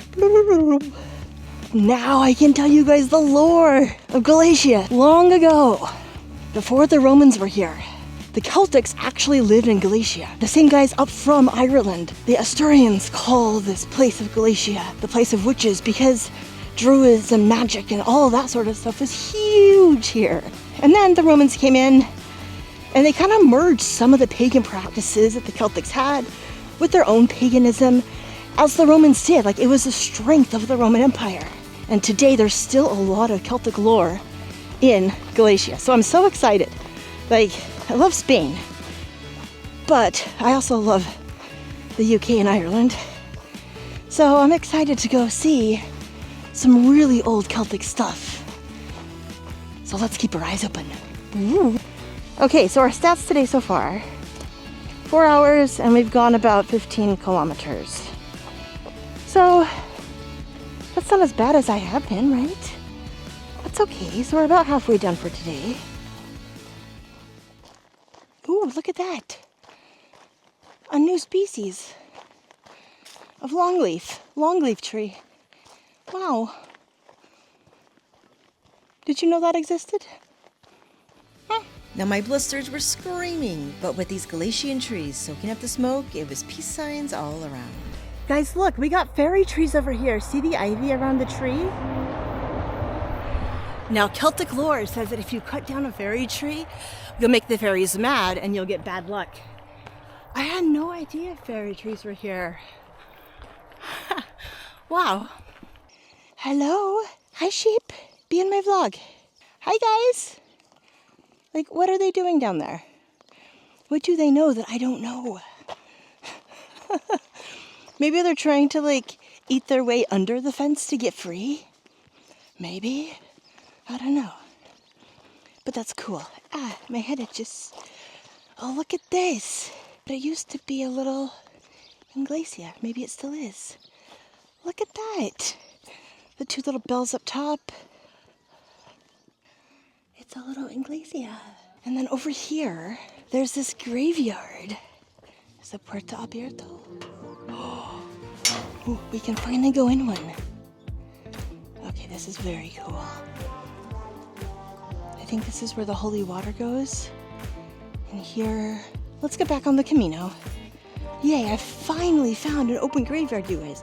Today's so cool. How are you? Oh man. Cat doesn't want to be in the vlog. Fine, I'll go walk. Kat didn't want to be in the vlog, but stones have no choice, and I found one. We're never gonna get to where we're going if I keep stopping, but screw it, I'm here. And I want to read this old stone. 1956. I don't know what it says. The stone. And just like reconstructed the house over the stone. Cool. Guys, this has got to be the old Roman road. Buried alongside the trail we were hiking was remnants of old Roman Road 19. So that's where the original pilgrims would have walked, where King Alfonso II would have walked. Maybe King Alfonso II rode a horse. Or maybe he had a servant carry him, like we saw that bird in a cage. Carry me, servant. But you can just see all sorts of pieces of the road jammed over there. Man, the soldiers would have probably loved this part after grinding up the mountains for 4 days. Props to the Roman soldiers. They must have loved this downhill after all that climbing. I, however... Okay, I'm just sitting down because my feet are really tired. Guys, this is proof that anywhere I sit down, I sit on a thistle or a peel. Why did I have to sit on this thistle? I mean, he's pretty, but I have no idea how I keep doing that. Thistles in my pants or not, there was smoke to outrun and a shower calling my name. And everything was going fine, until the universe hit me with a haunted church, a lurking druid, and shell-covered walls. Classic Camino life. That was really spooky and cool. Like, totally different. I think we're gonna have a break here. Because I'm tired. We're almost to the town. But you know, here's a creepy looking table. Let's sit on it. What could go wrong? Oh, my feet. My feet. Look at those tables. Definitely bad witches. Bad witches. Do you guys see that on the hill? That's where we're going. We've got a little bit of a downhill, and then the climb into Fontigrassa is a little bit of an uphill. Being a slow pilgrim, you can count the number of times I got overtaken on this final climb. But honestly, it was all worth it when we made it to the top of the hill. That was really sweaty. It's also like 30 degrees, so, you know, there is that. But guys, we made it into the town. So, I'm gonna go in here. Okay, I'm gonna go check in, and then we'll take a look at my room. Now this town had it all. One hotel, one albergue, and one restaurant. Somehow, I still got lost. But I finally found the bed for tonight. The bed feels pretty good. This bed is incredible. Oh my god. The room is so warm, but this bed is so comfortable. It's been a long day. I'm gonna go now, take a little shower, and then we'll go figure out the town. The town jam in a bed. Ciao. Okay guys, I've showered. Had some water, had to change some of my bandages. Why can't there be a saint here to like magic cure me of blisters? That'd be cool. But it all paid off. 29 kilometers hiked, 43,000 steps, 950 meters climbed, and 4 shiny little sellos to show for it. Not bad for a day on the Camino. Where is like the thing I'm looking for? Guys, I found it.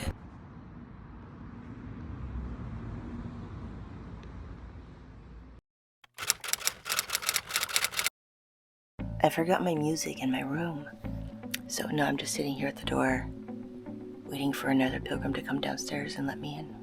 One of my roommates was a Spanish legend who walked twice as fast as me, spoke 10 times as well, and rescued me today when I forgot my headphones. 10% comprehension, 100% gratitude. Good morning, and welcome to day 10 of our 18-day journey across the mountains of northern Spain, hiking the Camino de Santiago. So today, we're gonna walk to a town called Valeria, and that's about all I know. I think the hardest part for me of this whole journey is not having coffee in the morning. I love a cup of coffee in the morning. So first, I gotta walk a little bit until the coffee's open. Which is exactly what I did, until the sun rose and I ran across what I'm pretty sure was the Bates Motel. It's like a misty, spooky manor. The morning eerie mood carried on. Mist, chill air, and a loud voice at my back. Okay, guys, my backpack needed a little break. He was just like, I need to sit down. And when your backpack says he needs to sit down, you let him sit down. Look at this cute little shell. It's like a real shell, too. And I like it because it has like the Asturias cross on it. The cross is on the Asturias flag. So, yeah, that bench had a muy gordo pellegrino. Sit on it. That's okay. I'm going to sit here and watch the sun come up over the valley. And backpack is going to rest a little bit. Legendary backpack. He has a mind of his own. Look how pretty this little forest is. And the birds are out this morning, which means the air is a little bit better. Yay! I'm happy, the birds are happy. What we see here, this is holly. And these are holly berries. So, for many years, pilgrims would carry these to ward off the bad spirits in this part of Galicia. They would just pick a little punk and carry them. Early pilgrims believed holly kept evil away, a charm of protection, not unlike how today many carry a cross or a saint's image for the very same reason. It's like this slate has been petrified. Can you see the color in it? I don't want to lick it. It looks a little bit moldy, but it's really pretty. Nature's so cool. Speaking of cool nature, check this view out. To make things better, I bumped into my favorite Camino friend. Meet JC, my lone Anglophone friend on the Camino. Proof I can still hold a conversation when it's not in Spanish. It's so pretty, you guys. Oh my god. The air is the best. This was our first non-fire day in what felt like months. Even the cats were out enjoying it.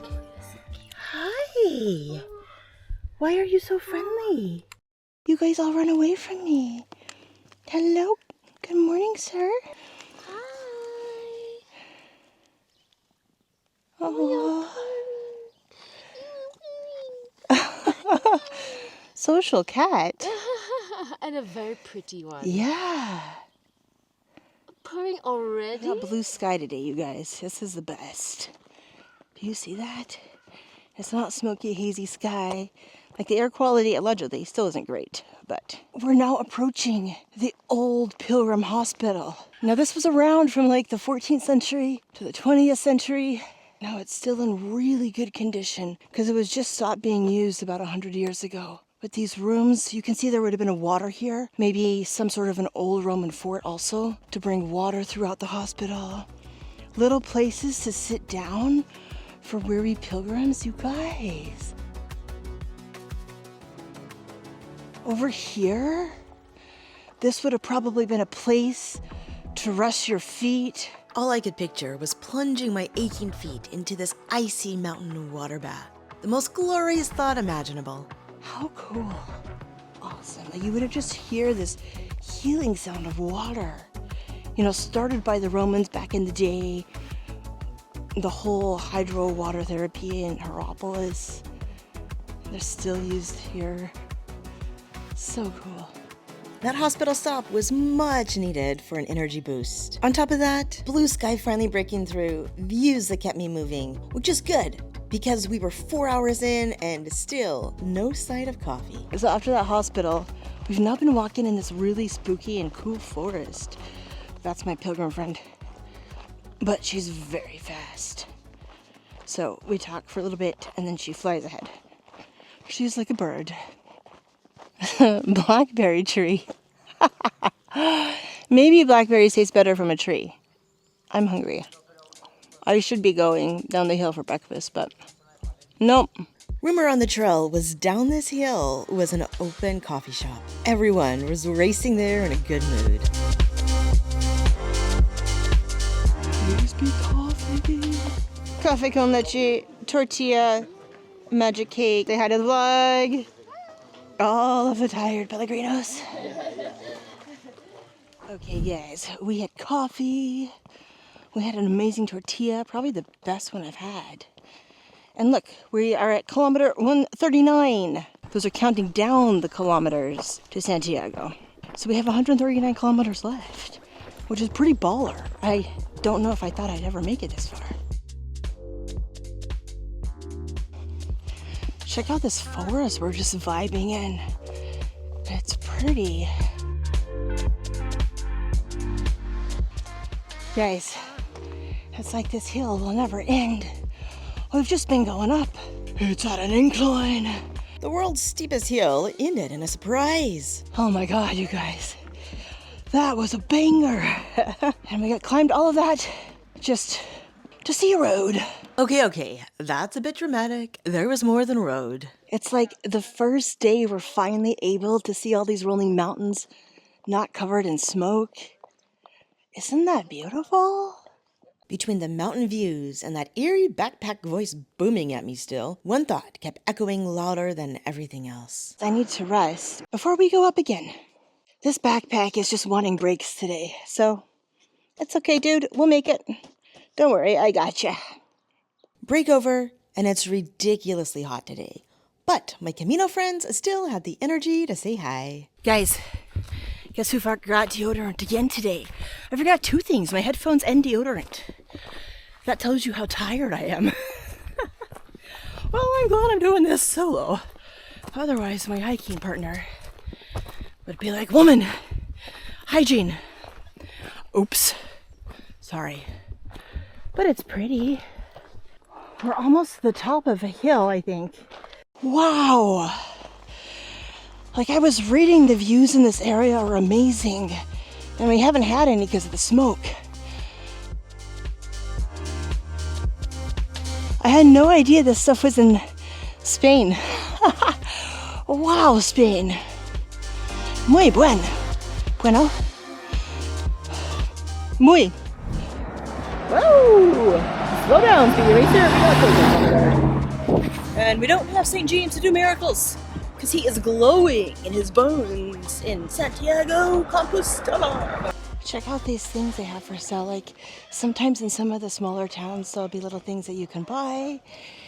And, like, you buy whatever, and then just drop your donation in the little bucket. Isn't that cool?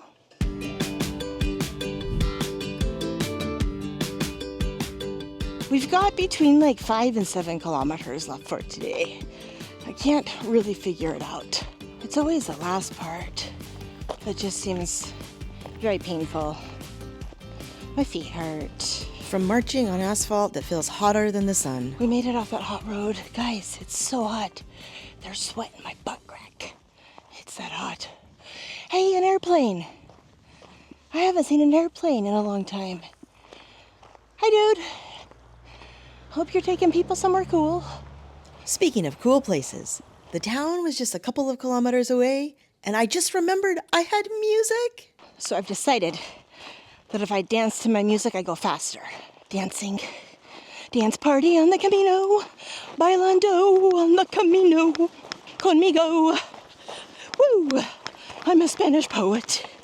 The best ballads to listen to on these long stretches of roads is the Black Album. Because they're long anthems. Just like the road. Exit light. Enter night. My karaoke party ended when I came across some silent pilgrims. As someone who enjoys quiet walking myself, I get it. The stillness felt right, especially as we were just around the corner from the town. Guys, we made it to town. I think there's a grocery store in this town, you guys. And I could totally use peach power. After 27 kilometers, over 40,000 steps, and nearly 850 meters up, I was tired. And tomorrow is even longer. So, stay tuned for my longest banger, about 35 kilometers.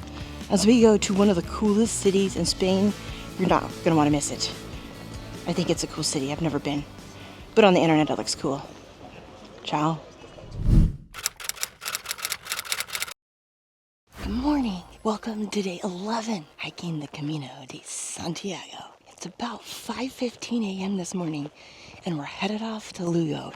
We're going about 30 kilometers, maybe a little more, because we're taking a cool detour. So let's go enjoy the morning vibes. You're a little bit scary, dude, but good morning. Today was the day all pilgrims were dreading, the dreaded grind to Lugo. Everyone had a different strategy. Mine was to unlock the entire map in full hardcore gamer girl mode and do every side quest. Because let's be honest, people who finish the game with full mana bars, they get cancelled. We found a little art house. We got some little art on the outside. Not sure if solo exploring abandoned albergs before dawn is recommended, but if we can make it to Lugo, we can unlock Azarath while we're at it. The sun never really rose. It just hovered behind the fog and these deserted farm roads. Quiet, creepy, kinda like a map that the devs forgot to finish. We've just been walking in these cornfields and these mist-filled mountains for a while. It's so spooky.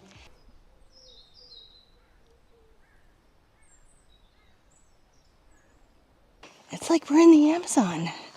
And I almost fell over. Over here, guys, we have like a eucalyptus farm. See how you can see all the trees just perfectly set up? It smells amazing. I can only imagine like when it gets a little bit warmer, which we don't want it to get warm today, but it would just like make this whole area steamy and smell like a giant sauna. Okay guys, look, we've reached a pequeño iglesia and we're gonna have a little break here because my feet hurt, but we've been doing okay. Like we're 3 hours in, almost 13 kilometers, so that's not bad. We're gonna go sit here by dead Jesus. It wasn't dead Jesus, it was a pilgrim on a stick. Cool. Okay. After a nice break and a walk through the forest, I found some pilgrims and had the best conversation of the day. Hey guys, how's it going? Buen Camino. At this point, I'll take whatever I can get. Faces beat a camera any day. Breakfast. Ow. Don't poke me. Hey, stop it. This bush is very evil. Breakfast of gods. Okay, guys, we're back. Thank you, Villar del Cas, for the best breakfast ever. I guess there's something ironic about grinding through farmlands and the only content being food.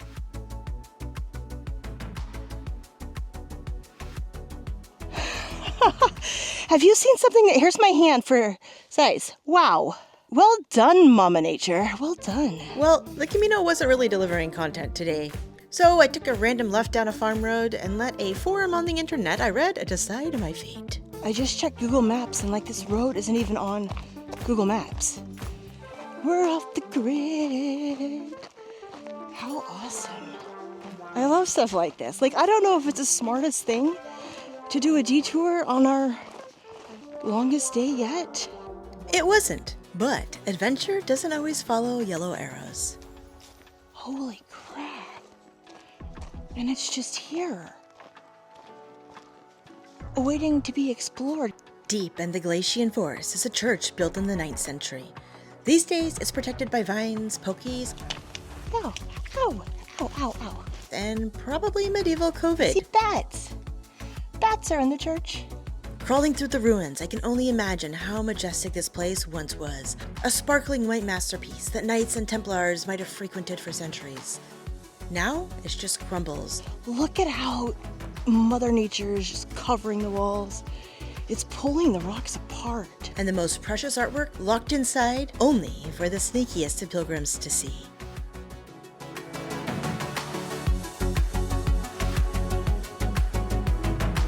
How cool. This is incredible. How did I get here? Now I have to get out. Wow. Every pilgrim should take this route. Wow. Oh, hello, Bat. Sorry I woke you up. What's in this room? There would have been an old door here. Do you guys see this old door hinge? And maybe a chapel, like a side chapel in there. Left to my own devices, I'd live here forever. But Lugo isn't going to come to me. Okay, guys, let's go find the Camino again. Because we still got to get to Lugo. And this has been like a 2-hour detour. Oopsie. Guys, this tree is over 350 years old. Like there's a sign here in the middle of nowhere talking about this tree. Well, guys, we've made it back on the main Camino path. And abandoned buildings just give me life. Suddenly, after I got on the path, my feet felt tired again. Oh well. I think we'll take a sit down sometime. I was hoping to sit down at the old church, but yeah, there was really only thistle plants. And you know my history with sitting on thistle plants. In the middle of nowhere, shimmering like a hearthstone, was the greatest rest stop of the entire Camino. This place knows how to cater to Pellegrinos. They got fruit, water, and sail. Ow! Oh, we are resting. Guys, look at this. We got fruit, we got coffee, and we can fill the water. This is like the best rest stop ever. This is the first sangria I've had all trip. Oh my god. After my massive detour, wow. Wow, what a great idea. This is so awesome. With bottomless coffee, copyrighted music, and the happiest priest I'd ever seen making pilgrims smile, my soul was so full. Oh my god, you guys. That was like the best. The dude was so happy. He's just giving everybody fruit and coffee and talking to everybody. And then there's like some pilgrims who didn't stop. Why wouldn't you stop when there's a music party with copyrighted music playing? But we got about 13 kilometers left to Lugo. And I don't think there's any more detours that we're going to take. Because I didn't see any other things to detour on. So, time to make boring farm fields very interesting, starting off with the karaoke party. Because we're just going to plug the musica back in my ears and bailando on the Camino. Vinga, vinga, vinga, vinga, vinga. Vinga, vinga. Still, no mount, no fast travel, and the only boss fight is the lack of moral support. But hey, at least we've got plenty of cows to talk to. How's it going? You have many flies on you. Have a good day. A couple of cow conversations and farms down the road, a booming voice behind me suddenly started to yell. Like my backpack is just screaming to get off my back for whatever reason. Dude, be quiet. I hear you. You'll get a break in a second. I found a place for the backpack to take a rest. It's okay, he'll get his stamina up one time. 1 year. So I'm gonna sit here and let the bag rest a little bit. You tell me when you're ready, bro. Because we still got about 8 kilometers left, I think, until Lugo. Oh. Okay, guys. We're back walking. See, I knew it was going to be around this time that I would regret going on those detours. But I think it was worth it. I mean, in a couple of days, I'll think it was worth it. Right now, I'm questioning my decision.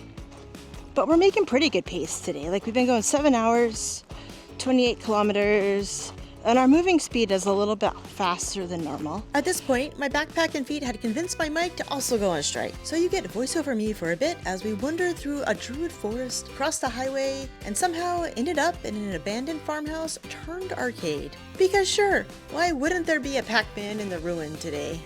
Oh, look, guys, there's like an old video game. Wow. Guys, it was an arcade, it looks like. I miss my video games. Wow, look how big this thing is. If I know anything about gamers, I know there's a place nearby to rest. Woohoo! Oh, look. Owie, I got injured. Maybe I crawled in the church too deep. God smited me. Oh, guys, look at this. This is the best spot ever. There's just snacks right next to us. Yummy. Yummy. Those aren't ripe yet. I don't care. Okay, we're moving again. It's just a pain that makes my eyes tear. Like, I cannot explain it. There was no paladin to cure my pain and no mage to support me, so walking farm roads it was. Roman Empire. Do you guys see it? Beautiful arches. It looks like today it's part of the train tracks. Guys, we've reached Lugo. Well, kind of. The outskirts of Lugo. My feet were full of pain, but out of nowhere, Lugo appeared ahead. It was giving serious Ogomar vibes. Massive, fortified, kind of terrifying after 40 kilometers on foot. And like all good cities, Lugo has a sign. And we've got 100 kilometers left. Woo!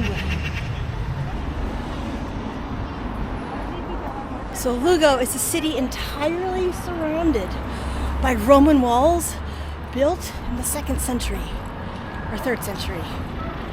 One of those, towards the end of the Roman Empire. And of course we're going inside. Lugo is a vibe and deserves its own video.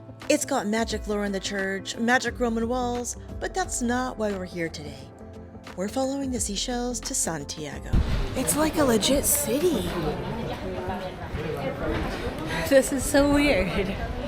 I was overwhelmed. The simplicity of staying in towns with less than 100 people over the last week to this. What to look at, what to say, what to vlog. But then suddenly I knew exactly what to do. Now the city's packed. And somehow I find the most beautiful abandoned streets. This is so cool. I'll never know how I always seem to find the quiet places in the busiest cities, but I do. I think I'm just drawn to sincerity, and these are the most sincere corners of any place. No fancy people, just real life. And while other peregrinos gather for meals in the plaza, I'll keep to these quiet streets tonight. My body hurts, and my soul is very lonely.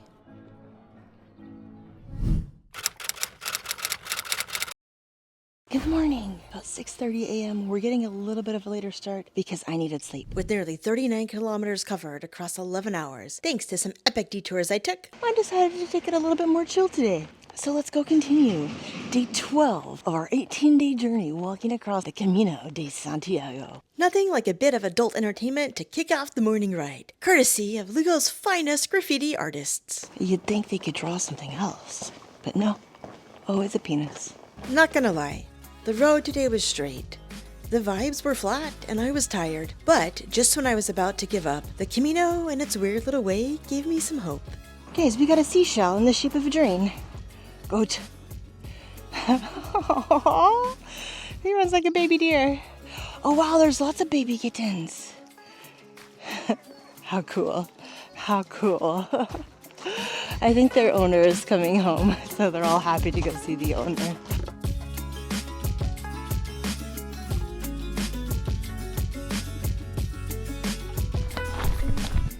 So I told myself no detours today, but then I saw a pointy, and I decided to come to the pointy because I'm a little tired and I need to sit down.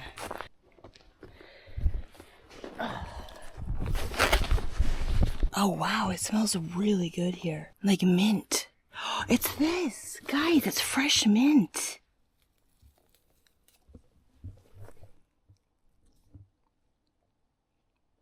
Yummy.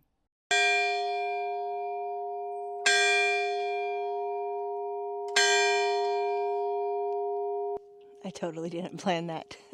That was so cool. Guys, look at this old sign. It's like embossed. Isn't that cool? Usually they're just stickers, but that one has engravings. No pasar. So cool.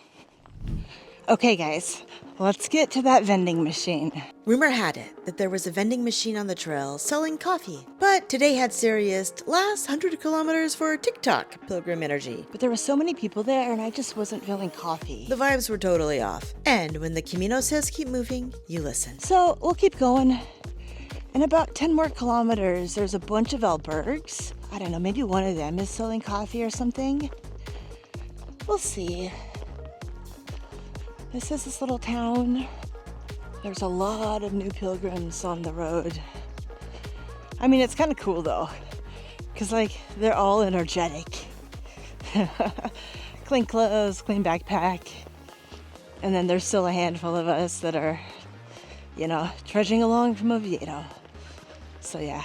A lot of pilgrims only walk the last 100 kilometers to get the Compostela certificate that says they did the Camino. I don't totally get it, but hey, everyone's Camino is personal. Do you see this tiny little house? They're all over this area. And they're kind of cool.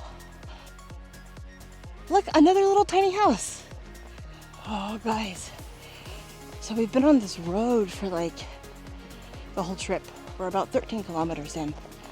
And finally, we get to get off and onto some squishier path. Oh, my knees. My knees hurt. I'd make a terrible car, broken down just after 13 kilometers on pavement. Oh, yes. Oh, much better. Oh, this is nice. Look at these beautiful trees. We're back in the witchy woods, you guys. Yay. This was the first forest I'd seen in about 30 kilometers, and it was so delicious. 5 stars. Would totally walk again. Can you tell I'm a little bit low on energy? I'm super lonely. I'm trying to do all I can to keep my own spirits high. But I'm missing all of my... I don't know. It's like, even though I can't talk to the people, it's just kind of weird not seeing familiar faces.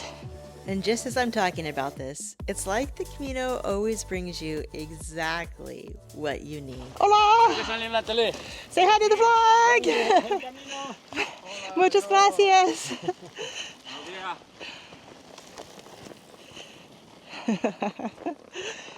I think that's all of them. I've seen them throughout the trip, just as I was talking about common faces. Awesome. Thank you, universe. My foot really hurts, you guys. We're gonna sit down here. And today my shoulder hurts. Ow. The backpack is pissed off at me right now. So you know what? Okay, bro. We'll let him have a little sit down. Is that better?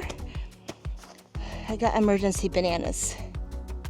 After a delicious banana, a bit of road, and a bit of forest, we landed in front of another tiny house. Seriously. What goes in those? Is it like a real thing? Or is it for animals? Guys, can you drop a comment if you know? We got Roman shit. Cool. Okay. Good job, Caesar Augusto. Normally, I'd stop and nerd over anything Roman, but after 50 kilometers in 24 hours, I was fully local to the House of Caffeine. Thankfully, a local outpost was nearby. Please be coffee. Please be coffee. We got coffee. It's gonna be amazing. I didn't even put sugar in it, guys. Our first coffee of the day. Buen Camino. I definitely needed that.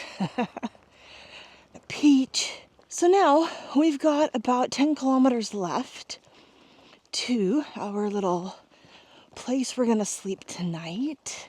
Every signpost has a kilometer on it, right? And this counts down how far we have left to Santiago if we stay on track. Back in the day, the Roman road would mark how far you had left to the next town. So in some ways it's really cool because it's like, oh, that's how it's always been.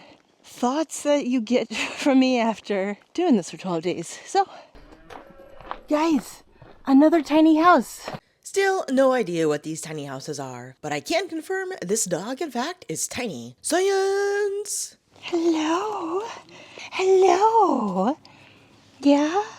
Daddy the vlog, hi! Oh, what an incredible doggy.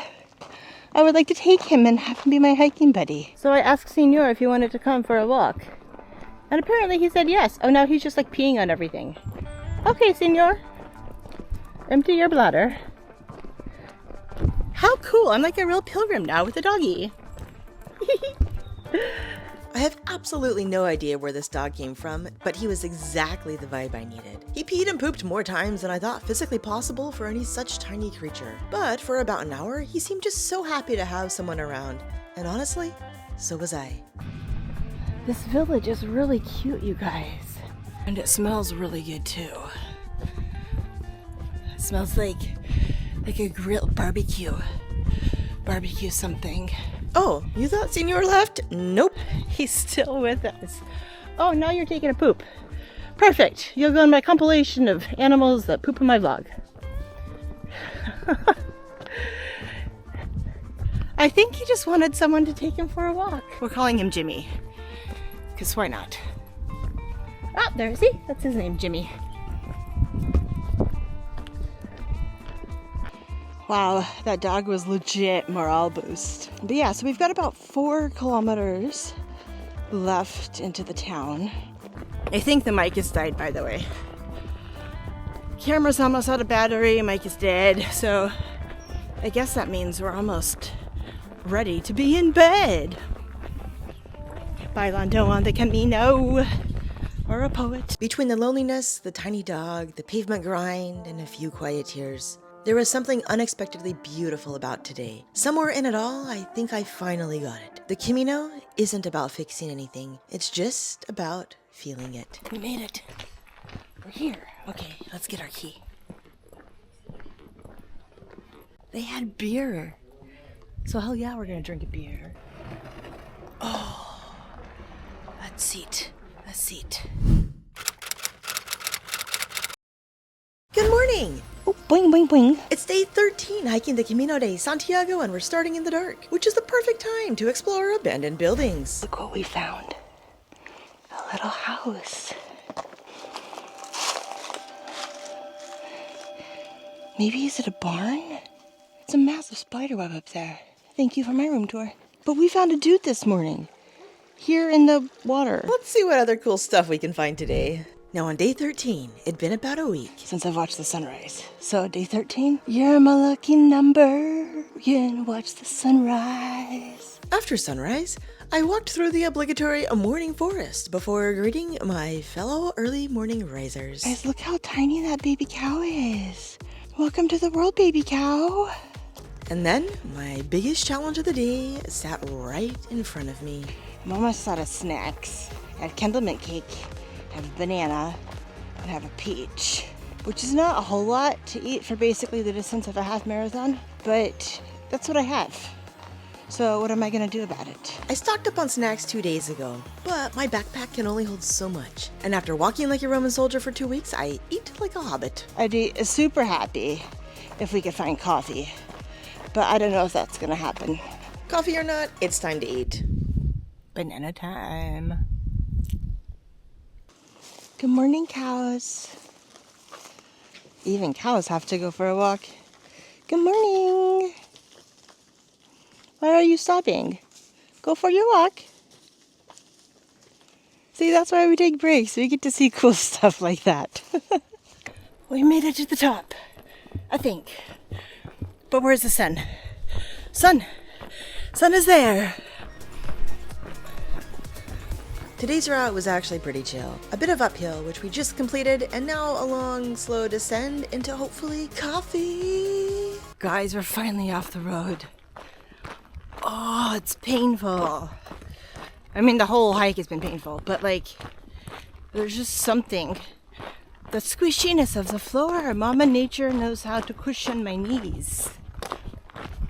I'm such a princess. Drama.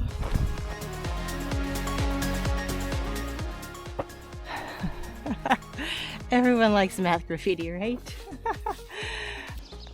We have another cute town that could have a thriving industry. If they just set up a little cafe, every pilgrim would overpay for coffee. Pilgrim tax, we're used to it. Basically, things are pricier for us, because they can be. And honestly, most of us are fine with it. It's part of keeping the Camino alive. And we need pilgrim tax. We need coffee. In towns like this along the Primitivo, you see old cafes and tiendas that have faded or disappeared over the last couple of decades. The older generation retires or passes on, and the younger ones, they head to the cities, chasing the tech boom. That leaves the Primitivo, the oldest and hardest Camino, pretty bare when it comes to amenities. But that's why today's different. The town we're headed to merges with the Camino Francis, the most popular, most Instagrammed route. Things are about to change. They merged together in Melody. You know, that town we're walking to today. Good morning. How are you? Want to come for a walk? Maybe making them go the same way they came from is not really what they want to do, though. I think they're taking themselves for a walk.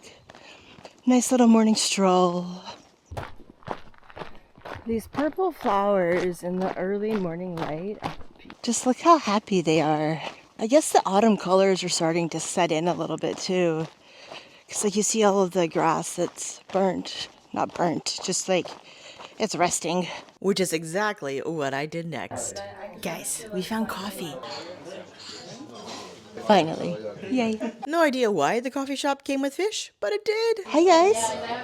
Good morning. That was much needed. Oh, look at this. A little seashell. Hi, little seashell. Oh, guys, I should tell you the lore of the seashell. Bro, no! Lore overload detected. Please return to the main quest and go walk. And it'll be great. Oh, there was a fire here. Google was right. Do you guys see it's burnt up there? Wow. Wow, that came really close to the Camino. I hope everybody who walked this a couple days ago have okay lungs. I don't think everyone carries around a mask with them. That's fresh. I can still see smoke like rising. You probably can't, but I can. Nah. There are just these beautiful fields here that we're walking by. Some of them smell really good, and some of them smell like cow poop. Oh man, it smells like cow. But we have eucalyptus. It could smell like eucalyptus, but no, it must smell like cow poop. Not a great smell. What you saw was just a 10-minute time lapse. I think cows need to shower a little bit more. Okay, guys, we're reaching the outskirts of Melody. We probably have like, I don't know, 2 kilometers left. Hello, chickens. How are you? You're just hiding in the shade. Can we be a chicken, you guys? Hi, guys. I think our first stop. Well, we're looking for a sale. So we're gonna see if the churches here give you sales. Look at that old church. I think it's like the first one where the clock tower is actually working. Let's go see if we can get inside and at least see some pretty art, because we haven't been able to get inside anything today. Now, the church was officially closed, and this definitely wasn't the front door. But when has that ever stopped me from sneaking in a building to appreciate a bit of art? Guys, okay, right across from the cathedral, look, there's old writing on the wall. It's a museum. Do we think there's Roman stuff in here? I mean, we see old stuff on the floor. Melody is old, and there was Roman stuff in here. But I am outside and tired today. Rome will wait. Town hall's behind us. I gotta say, peregrinos, we've never seen them before. Watching all of the fresh Camino Frances pilgrims roll in with clean gear and energy to spare, I did what any tired Primitivo walker would do. Followed some babushkas into town and explored. Quality babushkas led me to a church, as they should. Can't see in that window because he's closed. Let's see if we can at least see in one window. As I was looking for the entrance the babushkas used to the church, I was ambushed by church security. Ow, the bug in my face. I think he was a scary one. Guys, can you see him? Is he out? Please don't be with me, bug. I don't want you. Or else I'll end up in the ground. Well, I guess you gotta be a babushka to get inside. Well, we're just gonna have to appreciate it from the outside. That's the old moldy church. Okay. So we made it. Cool. Okay, guys. I think since we can't go inside, let's go to the grocery store, guys. That sounds like a great plan. Good morning, guys. It's 6 a.m. I love this time of morning, you guys. Like going for a walk at the coolest time of day, like temperature cool, also coolest. It's just kind of awesome. Oh, good morning, Crow. Oh, hey, this is where we're going. Arzua. Okay, 14 kilometers away. Our journey today is a little bit shorter, but that doesn't mean it's any less exciting. Today, our journey joins the Camino Frances. Over 200,000 people walk the Camino Frances each year, whereas just 15 to 20,000 people walk the Camino Primitivo. Really, though? What are they? Okay, we came to a decision point. So we can go on this recommended route, or we can go on the not recommended route and go here. But they both are not in the same location, you guys. So we're gonna do the not recommended route. Cause what could go wrong? I want a little bit of adventure. And this old spooky cow plant is already setting it off in a good area. I wonder why this one's not recommended. But I got Rammstein in my head right now. Du hast mich. Okay, you guys get the point. Nothing beats karaoke parties through empty roads and witchy forests. Look how tall these eucalyptus trees are. Wow. I was kind of dreading today, because I leave the comfort. Quiet trails no longer become a thing when there's thousands of people on the road. I'm so glad we went on this route. Do you see any people? Neither do I. Hello, sir. I bet you have cool stories. Oh, hello. Let's say hi to you too. Hello, little guy. Now I thought this day would be perfect. Magic forest, magic coffee, and then my greatest nemesis appeared. No, wasn't the cat. The coffee had potential though. Ow. Guys, cat wants nuts. Yeah? My biggest fear appeared. The Camino was turning from a soulful path into a full-blown highway. The sacred silence, a distant past memory. And yet through it all, there it was. Another tiny house. Can you see all the people?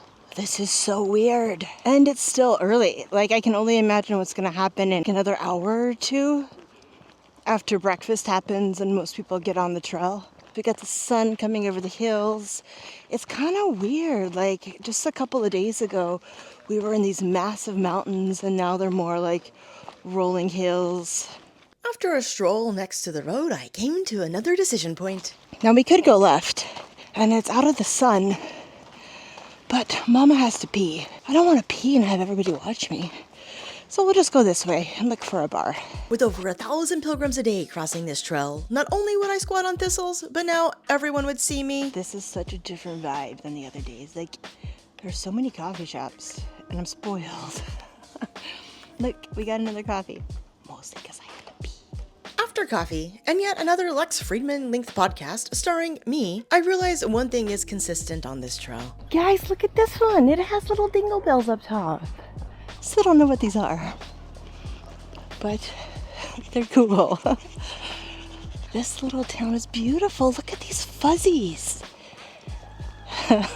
I'm never gonna get to the next village, but look at this.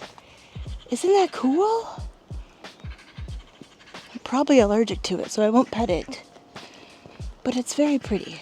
The magic of the Camino is in the mystery, and sometimes the mystery has flashing lights and medical gear.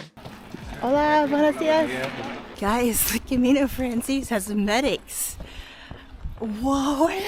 Like on the other Camino Primitivo, there was people having heat stroke, and we just all had to help whenever that was happening. Whoa. Culture shock. Look, we just have like another shop to feed pilgrims. Maybe this is how, Alfonso II and Charlemagne and the Pope imagined it, with little things everywhere. TLDR, if you missed it in earlier episodes, the Camino's been a Christian tourism project since the 8th century. King Alfonso II saw an economic opportunity, and the Pope was like, yeah, let's go. Guys, at the top of this hill, there's a baby eucalyptus forest. Look at all these baby eucalyptuses. Man, it smells good. I wish I could 4D sense you and have you smell this. Okay, backpack. I hear you guys. Backpack was talking to me again. I don't think the backpack likes the downhill. That's the problem. So we're just gonna pop him here. And sit.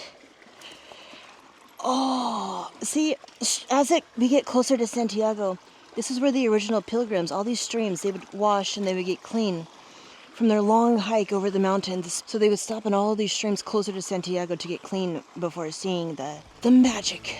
For over 1,000 years, pilgrims have washed in this stream before entering the sacred city of Santiago. I'm just shocked at all of these accommodations that there are. It's like every 2 or 3 kilometers, there's food, there's water, there's coffee, albergues. And on the road we went, we would go there was one part, it was 3 days without, amenities on the road. So we had to all stock up at a grocery store if we wanted snacks on the road. It's just such a different experience. zero regrets for going the Primitivo route. The world is literally changing around me, but saying hi to animals, that stays the same. Oh, yes. Hello, chicken. Yeah, scratch that grass. Scratch, scratch, scratch, scratch, scratch. Oh, yeah. Are you going to help? Help scratch the grass. Oh, no, sir. Would you like to scratch the grass, too? Ah, chickens. So cool. Also very cool are tiny houses. Look at that pretty one. Little greenhouse. And here I was, headphones on, having another podcast interview with myself. And in front of me was the best surprise of the Camino. Guys, that's our friend. I haven't seen her in like 6 days. We're gonna go say hi. Remember this legend? I'm so happy.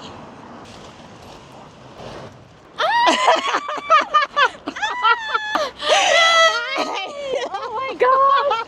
I'm so happy to see you. Some conversations are too good for the vlog, and this is one I'll cherish for years to come.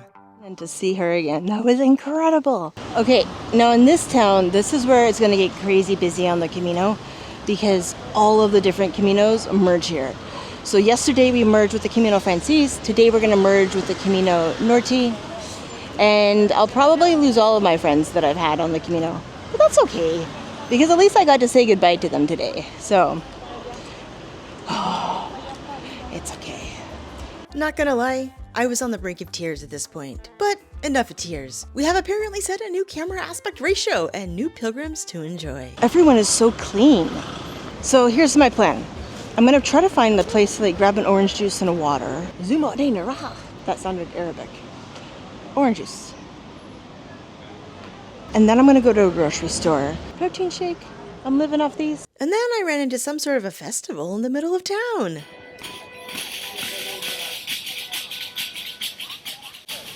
And just like that, the emotional depth of today's Camino gave way to laundry in a sink. Balance, right? Maybe I'll shower.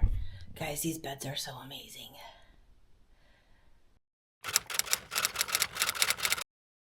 Good morning. Welcome to day 15 of our 18-day journey hiking across the mountains of northern Spain on the Camino de Santiago. Now today, our route is taking us from Azuria to Opinal. It's a shorter route, but that doesn't mean that there's going to be adventure and curiosity along the way. At this point in the Camino, most pilgrims start in Arusa and grind out the last 35 to 40 kilometers into Santiago. So everyone leaves early, and there's a vibe on the trail. But with over 350 kilometers in my boots, my path was different. I'm not most pilgrims. I just like the silence and chasing sunrises. Isn't that pretty? We got sun and cornfields. Beautiful. I've got a dance party already in my head. Sweat, sweat, like a turbojet. Oh man, the mic is just not working today. Okay, sorry guys. Maybe it just needs a break. No mic, no problem. As long as the coffee flows, the Camino continues. Okay guys, I decided we're gonna stop in about 20 minutes because I found a coffee shop. And I think that coffee shop's gonna be delicious. After a beautiful forest walk and a promising sign to Santiago. Santiago, 33 kilometers. And just like that, a tumble dryer of emotions joined my Camino. But I'm sad today, you guys. Like, I woke up crying because all the people I started with, and they're all finishing today. It just hits, like, you go through all of those stages and all of that grinding together, and you're cheering each other on, and, you know, they're going ahead, and then I'm stuck. Most pilgrims plan and book their accommodations years in advance. But when you adventure last minute, you don't choose your pace. The empty beds do. It just hits hard because, like, in life, I do solo travel, not always by choice. I didn't expect to find camaraderie or felt seen here, especially not with my terrible Spanish. But the Camino gives you what you didn't even know you needed, even connection. It makes you feel deep. So, yeah, I'm cheering my friends on. Okay, but we gotta get happy because we still got 33 kilometers to go. So guys, we're on this bridge of stuff, and I figure let's leave our mark on this bridge as everyone else has. Boom, boom. Maybe I'll get a subscriber. Okay, stay there. Stay there. Subscribe if you haven't, by the way. Drop a comment if you have questions about hiking the Camino, about what to do, about what not to do. Leave a comment. I'll do a whole video about that so you can be way more prepared than I was. Okay, done with emotions for today. Time to get cheeky. Oh, you're giving me your butt. How nice. Thank you for putting your butt in my vlog. How are you? Oh, you're a pretty little cat. Such a morning cat. We see a little coffee shop up here, right? I think we're gonna stop, have a little coffee, watch the sunrise behind us, which for you guys is a white sky. For me, it's a beautiful pink and red sky with a fireball in it. Okay guys, check this out. I got coffee. And look, they put my sticker on the board. Yay! That's so exciting. Let's go out here and drink coffee at this Casa Calzada. That was really good. But we have a lot more people on the path now. After another Lex Friedman linked podcast with myself, I stumble into more animals. There's definitely cows. They're making their smell known. And isn't it so nice? Things change instantly on the Camino though. It has mood swings. Blink and everything's different. That's kind of cool. What a use of glass bottles. Hola, buenos dias. Hello, sir.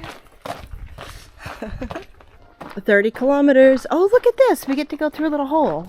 Turns out a hole is the perfect excuse for some Roman trivia and a bit of pilgrim brain. As I was thinking about the first pilgrims who would have walked this road. 1,000 years ago, you know, there would still have been mile markers around for them to see how close they were. The path we're walking is an old Roman trading route, Road 19. The Romans left milestones on the Roman road, and that was just reused as, you know, Roman Road 19 was repurposed into a Christian pilgrimage. The Primitivo could have taken up to a year for early pilgrims. No amenities and no fancy hiking gear. So, when they saw these final markers, 30 kilometers to go, relief must have hit like a tidal wave. How did you get up there? Are you stuck? You're not a chicken. After fully preparing for my podcast with Gordon Ramsay talking about food, I came to one clear conclusion. Try to find a salad and maybe some chickens. I'd like to say hi to some chickens today. Maybe they'll say hi to me back. Just like that, the Camino delivered something better. I found someone! Buen camino! Buen camino! Buen camino! Guys, I found someone from my trip! Yay! So she has to take the bus up for another town because there's no rooms. So she's gonna walk. This legendary Spanish babushka was another last-minute solo hiker like me. And because we both winged it, accommodations were a mess. So it's either take a bus to a bed or walk a few extra kilometers. Yeah, she ran into the same problem I did. And after over 300 kilometers on foot, our queen chose the four-wheeled chariot. Respect! I'm so happy. Yay! Hola, Pedro. Hola, señor. Patron. Yes, Panda. Want to come for a walk? Yeah, let's go for a little walk. James, we got a new tiny pilgrim. Come on. We're never going to get there if you walk that slow. Out here, the highs are higher and the lows hit harder. Maybe the Camino's lesson is to stop resisting and just to feel it all. Come here. You're so cute. It's okay. So cute. And I think that only hiking on 20-gram protein shake and a peach today is a challenge. Boom, boom. So, we're going up this very rocky, hard path. The funny thing is that these flat roads felt heavier than those multi-day 1,000-meter climbs back in the mountains. So I'm about 30 minutes away from town. We're working through the emotion today, you guys. Every day has had its challenges, like some are physical, some are the heat, some are the fire smoke, and today is like literally probably the most emotional day. Look at this. Guys, Someone hiked the Camino twice back to back, and she ended up just like chilling out in Santiago. How cool. But what a legend to hike 2 of these back to back. Way to go, woman. For thousands of years, pilgrims have paused to honor those who passed along the way. But the Camino never stops moving, and neither do we. Next stop, Pino! We've reached town. Now it's time to find some food. I'm so happy. After a quick walk through town and spotting 2 very attractive Pellegrinos, hola! Say hi to the vlog! Buen Camino! Buen Camino! Yay! I finally found what I was looking for. Look how good this looks. Finally, you guys, finally. I'm in the shade. There's a garbage can right there, so I don't have to carry around a tuna can. But I'm happy. I finally had food. And all these trees making me hungry with their leaves are now in my belly. So, let's get to the hotel. Guys, I found my hotel, and look, I found a swingy chair.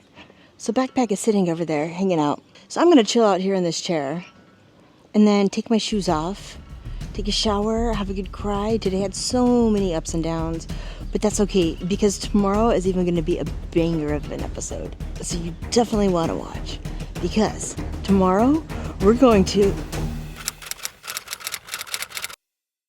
Good morning, and welcome to day 16 of our 18-day journey hiking across the mountains of northern Spain on the Camino de Santiago. So I have a little bit of a shorter stage to hike, and then after I go have a coffee in my next town, I'm gonna show you what's in my backpack. I do a lot of travel, living out of backpacks, living on the road, and I think I have it nailed down to a pretty good science. So you're gonna see all of my hacks and tricks, and I'll show you what I wished I would have taken that is now forever gonna be a piece in my backpack wherever I go. We'll get to the backpack, but first, 12 more kilometers of ghost towns, and then a deep, meaningful conversation with some crops. Hello, sir. Good morning. Keep on growing, man. You're doing a good job. I wanted to do that for so many days. I don't know why. I just have to touch the corn. I found a spider. Look at him. Maybe it's a girl spider. Hey, dude. Have a good day. Bye. I could have used a spider in my room a couple days ago. I killed like 30 flies. No exaggeration. Man, that room needed spiders so bad. And maybe a window. It was like 32 degrees inside. That was hot. Anyway, we're just chilling on this backcountry road. And in a bit, I will appear at a coffee shop where I'll get a stamp. We found a coffee place, you guys. Look. They had kind bars. I haven't seen a kind bar in like 3 weeks after I finished mine. So I'm gonna eat this tomorrow. Okay, guys, I'm gonna drink my coffee. After coffee and another episode of my Cornfield podcast, I was greeted by the local stray cat ambassador. Good morning. Why do you always give me your butt? Your face is the cute part. I'm not Sir Mix-a-Lot, bro. I like your face. Thank you. Good morning. Isn't he cute? Look at you. He's just getting a suntan, staring at the sun. Don't they say if you're supposed to stare at the sun or something and it makes you a better person? Apparently that's what he's doing. After one more episode of Cropcast and a short dramatic walk in the woods, I'm finally back in my room and it's time to show you what's in my bag. Here's what I have. Fit check. So first I have a visor. I like hiking in the heat with my hair out because it cools my head. Second, this buff. This buff is way more useful than just fashion statement. When it gets smoky, or if there's a lot of cow poop, or a stinky boy that poops in the toilet before you, this is a nice mask. It also wipes the sweat off. It also keeps the sun off of the back of your neck. Because when you're walking, you kind of don't think about the back of your neck, and this visor only protects the front. Buff helps with the back. I have an overshirt. My overshirt has thumb holes, so if it gets cold, then my little hands stay warm. I like hoods on my shirts, so if there's bugs, I can just cover up my head and protect my ears from the bugs, and it makes it harder for them to fly into. Under my overshirt, I have an undershirt. If it gets too hot, I just take the overshirt off. And then I have one layer of pants, as you can see. I like hiking in like soft, squishy pants because hiking pants make noise and I don't like noise. Yep, I just dropped my pants. Under my pants, you can see that I just have a pair of shorts on. I like these Lululemon shorts because they have 2 pockets. I'm not sponsored by any of this stuff. This is just like the brands and the stuff that I like. Now all of the clothes that I have are really quick drying when I'm on the road because I'll be doing laundry a lot in the sink. I have 2 extra shirts that I just roll up, 2 extra pair of shorts that I've been rolling up as well. I have 2 pairs of underwear, and then I have 2 pairs of socks. And after the Camino, it's always nice to chill out, get out of the sweaty clothes, and just get into something more relaxing. I just have like a pair of very thin pants that roll up. I have a shirt that I have that you probably have been seeing me wear every day if I put that in the vlog. And then I have a bra that folds up to nothing. A lot of this is about size and not necessarily style because you're packing in a backpack. Recovery is key. I have a pair of Skins recovery tights. Again, but these are the tightest compression that Skins have. I'm clearly a fashion vlogger. Now these recovery tights, I put them on after I go for a walk. Sometimes I'll sleep with them. When I was a professional athlete, it was critical that we were always spending our recovery time in these compression tights. They just help the circulation, they help get rid of that lactic acid, and they help you recover faster. This is a lacrosse ball rolling out your feet, rolling out your body, rolling out your hands. It just helps break up the lactic acid, it gets the muscles moving. I'm on this thing the first thing after I get out of a hike. I have a pajama short, and I have a pajama shirt. Do I need this? No. I could have slept in any of these other clothes, but I wanted it. So I brought it, and it's this big and it's not very heavy, so I'm gonna take it. This is a dry bag. If it starts raining a lot, I'll just like pop all my clothes in here so they stay dry. For laundry, I can just put a little water in here. I can put a little soap, shake it up, wash my clothes in here. Now they're just concentrated laundry detergent. I usually take half a laundry sheet when I'm doing laundry, put half a sheet in my little bag or in the sink, and then wash my clothes as normal. So it smells really good. Guys, I'm sick of tuna, but tuna is like the only thing they sell in stores here that packs well on the trail, and it's necessary to get protein on the trail, and I don't see a lot of restaurants and that sort of stuff selling protein. I've been hiking with Kendall Mint cake, 85 grams of pure sugar. I try to hike with a couple of bars, and then of course, a piece of fruit. I usually like hiking with a couple of more, but grocery stores are closed. Energy gel with caffeine. I hate gels. I used to be a professional cyclist. I've had so many of these in my life, and they just taste gross, and they sit in your stomach, and it's like eating a banana slug. I assume that's what a banana slug tastes like. But they have caffeine in them, and on long, hard days when you just need a little push, and like an apple isn't doing it, or a Kendall Mint cake isn't doing it, this is super nice. I think are electrolytes, and you'll see them come in all sorts of packages. And I put 2 of them in this liter water bottle, and then it's kind of like my prize drink that's not water that I drink out of every day. So yep, I'll go through 2 of those a day. I always bring a Camelback. Now these Camelbacks, if you've not seen one before, it looks like this. It just pops in your backpack. This one is the biggest one I could find. It's 3 liters. So I'm always carrying with me about 5 liters of water at a time. I've deconstructed my toiletry bag, but it goes in this Ziploc bag. As you can see, it's probably in need of being redone. I have deodorant, moisturizer with sunscreen in it, acne control, because I'm an elder and I still get acne, who knows why. Fingernail cutters. Your toenails and fingernails grow massively here. I've cut mine like once a week and I never cut them that much back home, guys. I got some floss, toothbrush. This is the best hairbrush I found for travel. Tiny little thing. And then you got a hairbrush. I have a razor. I got some toothpaste. I have some backup sunscreen. I also have some other little things. These are just like samples that I get whenever I go to like buy more moisturizer and stuff from the store. Okay, now let's talk about the first aid kit. Boop, boop, boop, boop, boop.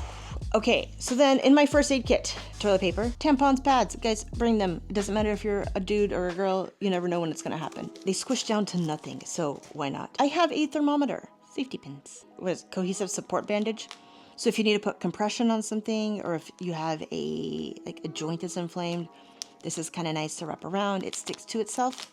Vaseline is also very nice. It has a million purposes. Some tissues, gauze. This has been my #1 saver this trip, this zinc oxide tape. You can tell it's almost done. I have 2 toes that rub together, and if you have a blister that's between 2 toes, you don't really want to stick a Band-Aid over that because that's weird.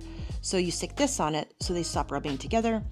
And for the most part, it's good at stopping moisture, you know, except when it's 30 degrees outside and you're sweating all day. An assortment of blister patches. I don't see a lot of this in first aid kits and people don't talk about it a lot online, so I'll tell you now. It's to help with any sort of like urinary tract infection, and very common in guys and in girls when you're hiking in hot stuff, you're in tight clothes, you're in sweaty clothes, and stuff happens sometimes.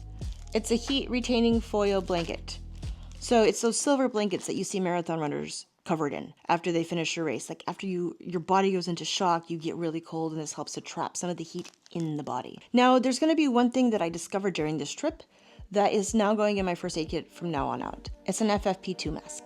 And turns out you never know when you're going to get caught in a forest fire. And I guess it could be useful also, like if you have high allergies and you're walking through an environment that you're just super allergic to, pop one of these on. Yes, you get hotter. Yes, it's harder to breathe. But alternative is not breathing. So I'd rather hard to breathe than not breathing. I don't know about you. And if you want to beat the heat on a lot of these hikes, you gotta leave in the dark. Buy a headlamp, you guys. I did use my headlamp and my phone when I was hiking because my headlamp is about 15 years old. Yes, you're beautiful. Don't worry. I still like you.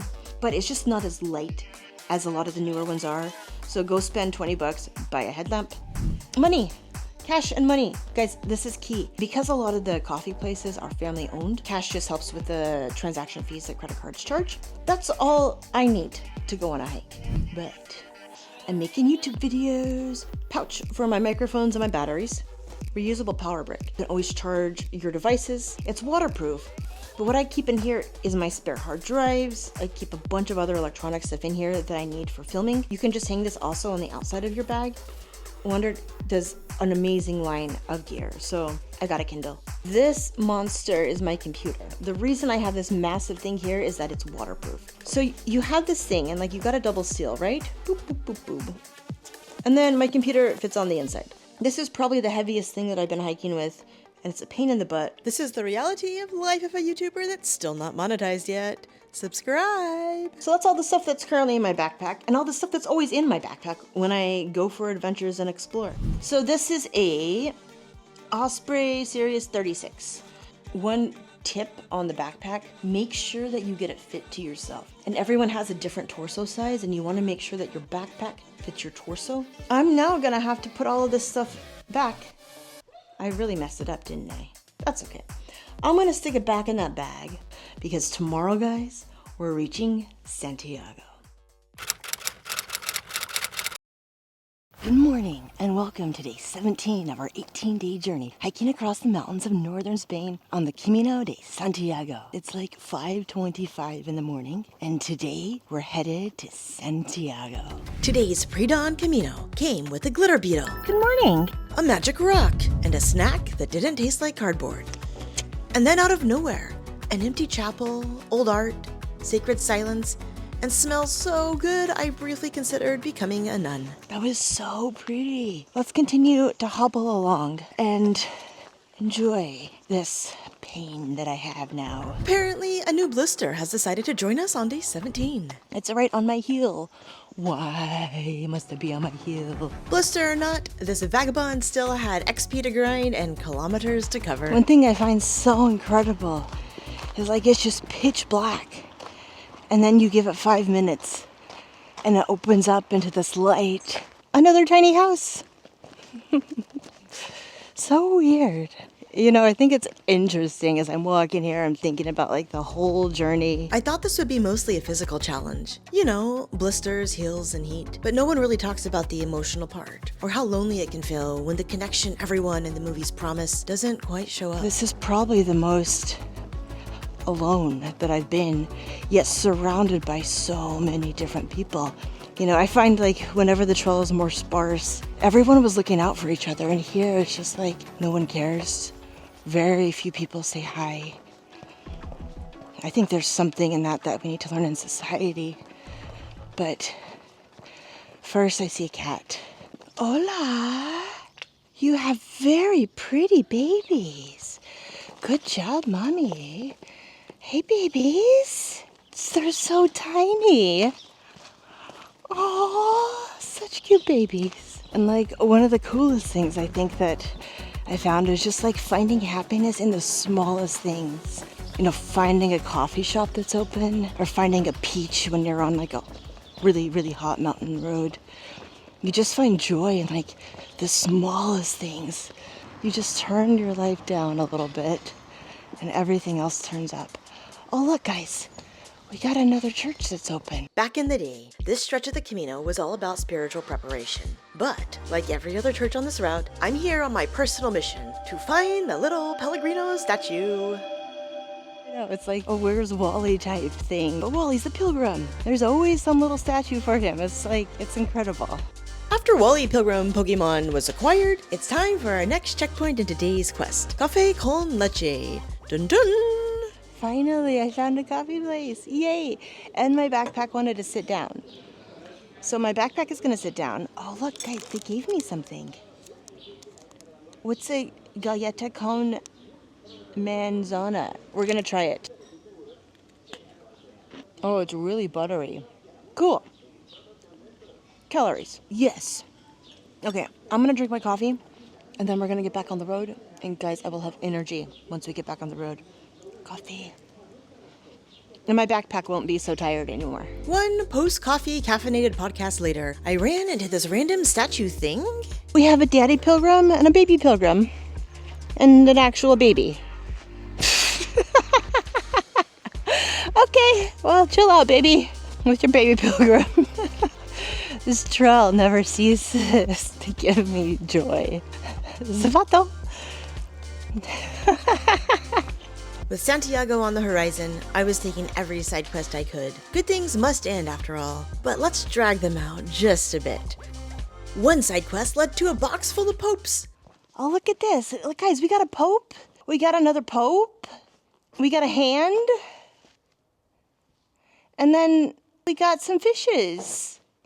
How cool. Pope side quest accomplished. Time for our next mission. An absolute unit of a pilgrim statue, guarding the outlook of Santiago like a final boss. Look at this, guys.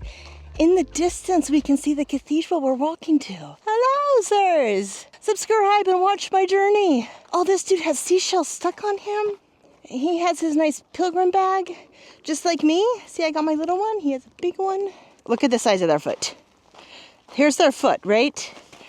My hand. Boop, boop, boop, boop. That's a massive foot. I hope your foot serves you well. It's like your big toe's as big as my hand. Okay, enough of playing with the peregrinos. Let's get to Santiago. And just like that, deja vu, down the hill stood King Alfonso, just like in Oviedo where this whole thing began. He was at our beginning, he was at our end. He's the Alpha and the Omega. Hey, dude. You look like you rode a horse. I guess that's what you get when you're a king. You get to ride the horse as you're the first pilgrim. Bloop, bloop, bloop, bloop, bloop, bloop. You know, I mentioned that the Pellegrino certificates and stamps and stuff are newer. So I got a bit distracted in my lore drop by these beautiful flowers. Welcome to Voice Over Me. Back in the day, pilgrims who finished the Camino got a seashell. It granted them access to hospitals since most people arrived injured or super sick. But then people started faking it and buying shells to skip the queue to the hospitals. So they introduced the pilgrim passport and the sellos, little stamps to prove that you actually walked the Camino. And now, our passport is nearly full, and I'm just 1,000 meters from the cathedral. It's 1 kilometer. And of course, we're having a dance party. Oh, we got the yin-yang on too. Yep. Woo, shorty girl. Like a floor wide open, cheap so watch call up in the ocean. Whoa, like an 18-wheeler. Maybe I shouldn't be singing this as we're walking to a church. My feet are killing me, but I don't even care, guys. Google says we're 10 minutes from the cathedral. I have no words, you guys. Ooh, the blister. I don't know how I'm gonna walk, but we'll do it. Do you see what I see? Let's enjoy the final steps together.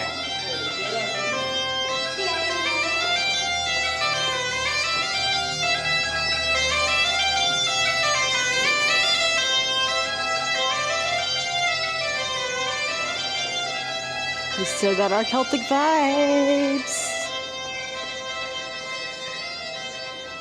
Are you ready for it?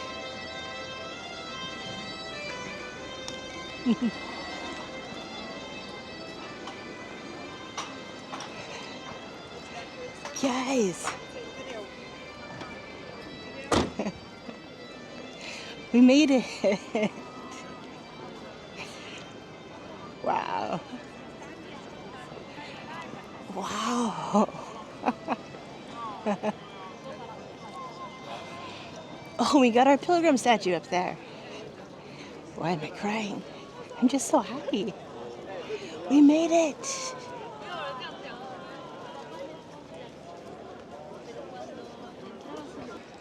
That's so cool.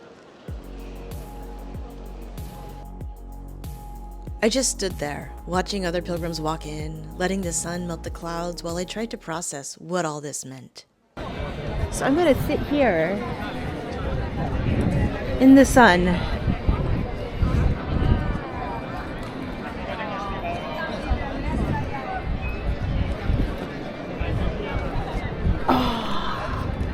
With everybody else. That's very bright.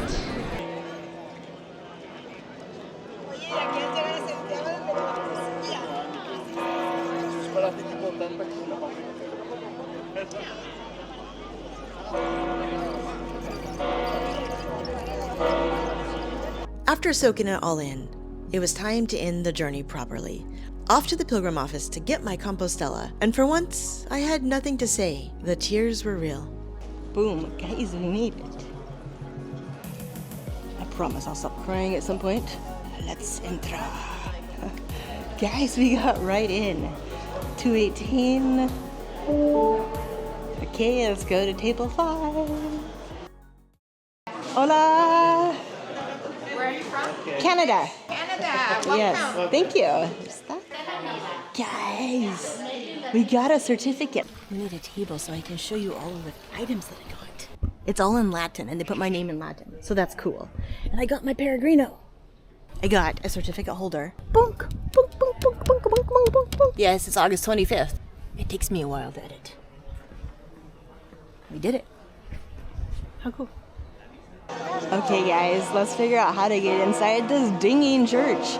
Let's go see Jimmy. Jimmy, St. James, Santiago, is the patron saint of Spain. Lore has it that after Jesus ascended, Santiago came here and spread the gospel all across the northern Spain. When he returned to the Middle East, Jimmy was beheaded, but his bones were carried back to Santiago to be buried. I looked up where his head is. Apparently no one knows. And the only reason we know it's him and his bones is because an archbishop in the 8th century said so. Magic predates DNA testing, but this place has drawn millions of visitors for thousands of years, and where there's magic, we go. The thing I find interesting is like the people here who are not pilgrims, they're coming to see Jimmy. Like it's still a quest. Everyone's got a quest, and my new one now involves the grocery store. Finally, guys, finally I found food. We're going back to the cathedral and we're just gonna enjoy the people coming in. Right here, guys. I found a shade. Now I'm just gonna watch all of the sunny pilgrims. They have blackberries. And I didn't see any on the trail today, so I need blackberries in order to function, apparently. I'll see you tomorrow.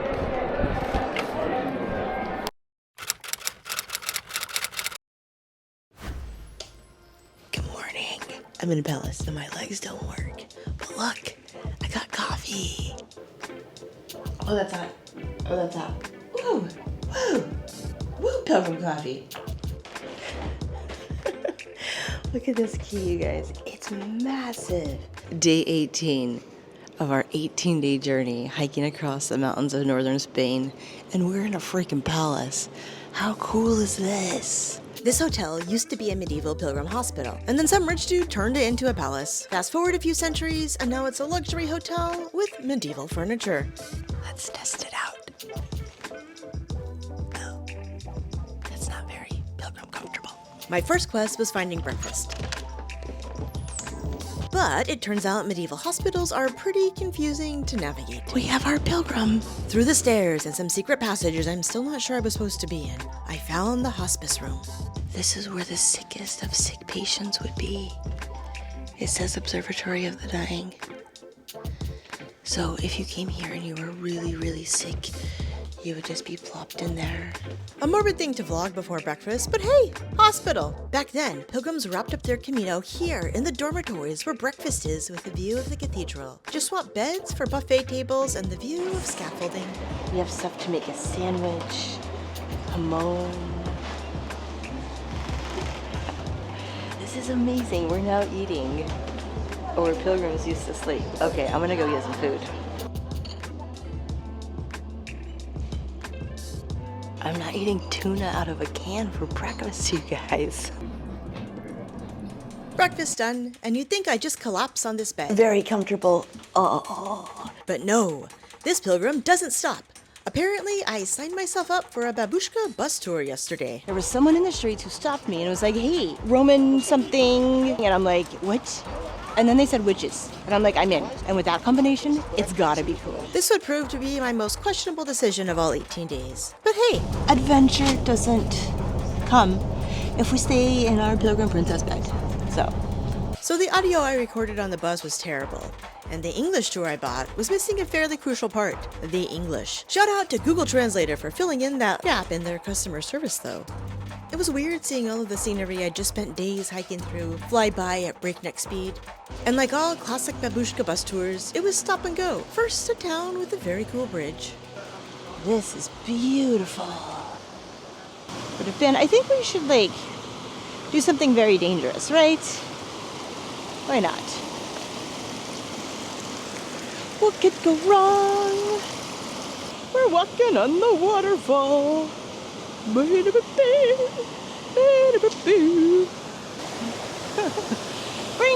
mission accomplished. How cool is this? I wish we could cross there, but I don't want to risk my snacks, so I won't. Okay, it's probably time for me to get off these rocks and go back to the bus because we're going to 10 other stops today, I think. I don't know, but this one was fine. I'd be okay if they were just okay, end of tour. But that's not the plan for today. Our next stop was apparently another must-see church. By this point, I consider myself a bit of a church connoisseur. Well, we heard the church. Let's go find the church now. There's some cool stairs. So it must be up the cool stairs. So if you're gonna make me hike up all of these stairs, I expect full-on grandeur, not just a lukewarm white Jesus tucked in the corner. Oh, why is every step so hard today? Okay. Let's go find white Jesus. This one's actually a rare Gothic church for the region, complete with white Jesus and a faint whiff of incense. But honestly, the town around it was way cooler. I didn't find our pilgrim though. Maybe I'm just too tired and my Where's Wally quest didn't work out so well. But look, we got the pointy arches on the windows. We have part of the church here on the ground. Guys, surprise Jesus in a box. What is this town? Look, it doesn't smell like anything. That's okay. You shall not pass. Senor, hello. Have you subscribed? Guys, if you haven't subscribed, go for it. As a female vlogger who does stuff in the adventure space, it's super hard for me to get traction on the algorithm, so subscribing really helps. Thank you. Hi, fishes. Whoa, a bee. Ah. Maybe bee for herself. Oh, it's a big bee. Okay. Maybe bee likes fish. Here, you can see the fishes from afar. There, I avoid the bee. Finding random stuff like this is the best. After another round of babushka bus roulette and a few more pages of Google Translate, which were now not making any sense, I stumbled on the coolest tiny house. You guys, look at this tiny house, right? Look how big that is. After the giant tiny house was seen, I went shopping. I decided I needed peaches. So I found a shop to get peaches. And I will have a beach. And it'll be delicious. And I got the very first salad we started hiking off with. So it's like a massive full circle. After a peach and salad picnic, topped with a bit of beach scavenging, I was finally starting to feel like myself again. Guys, look what I found. It looks like a penis. Look at this. This part, it's like an air pocket thingy. See, you can put me on some sort of a spiritual journey, hike me across Spain, and I will never lose a sense of humor. Aubergine! Let's return aubergine to the sea. Woo, woo, woo, woo. Ah! Bon voyage! And subscribe. After wandering around Finisterre a bit more and soaking up the ocean views, something even more magical was waiting just around the corner. No! Not me again in an FFP2 mask. The babushkas had basically brought the bubonic plague on board. But hey, if I can survive walking through wildfires for days, I can survive a few phlegmy people. It's pretty cool, right? Have you seen anything like this before? Look at those waves! Boom! Boom! This is Muxia. Some say this is where the Camino truly ends. Pilgrims once came here to pray by the rocks, but everyone's Camino is different. And for me, these waves are raw and relentless that bring home the intensity of Mother Nature and of the need to not only protect her, but the communities and people living within her. Rise. Isn't there some sort of like a superhero that's like, rise? It's just like wave and wave and wave and wave. Look at this, guys. Look. Look at that. Wow.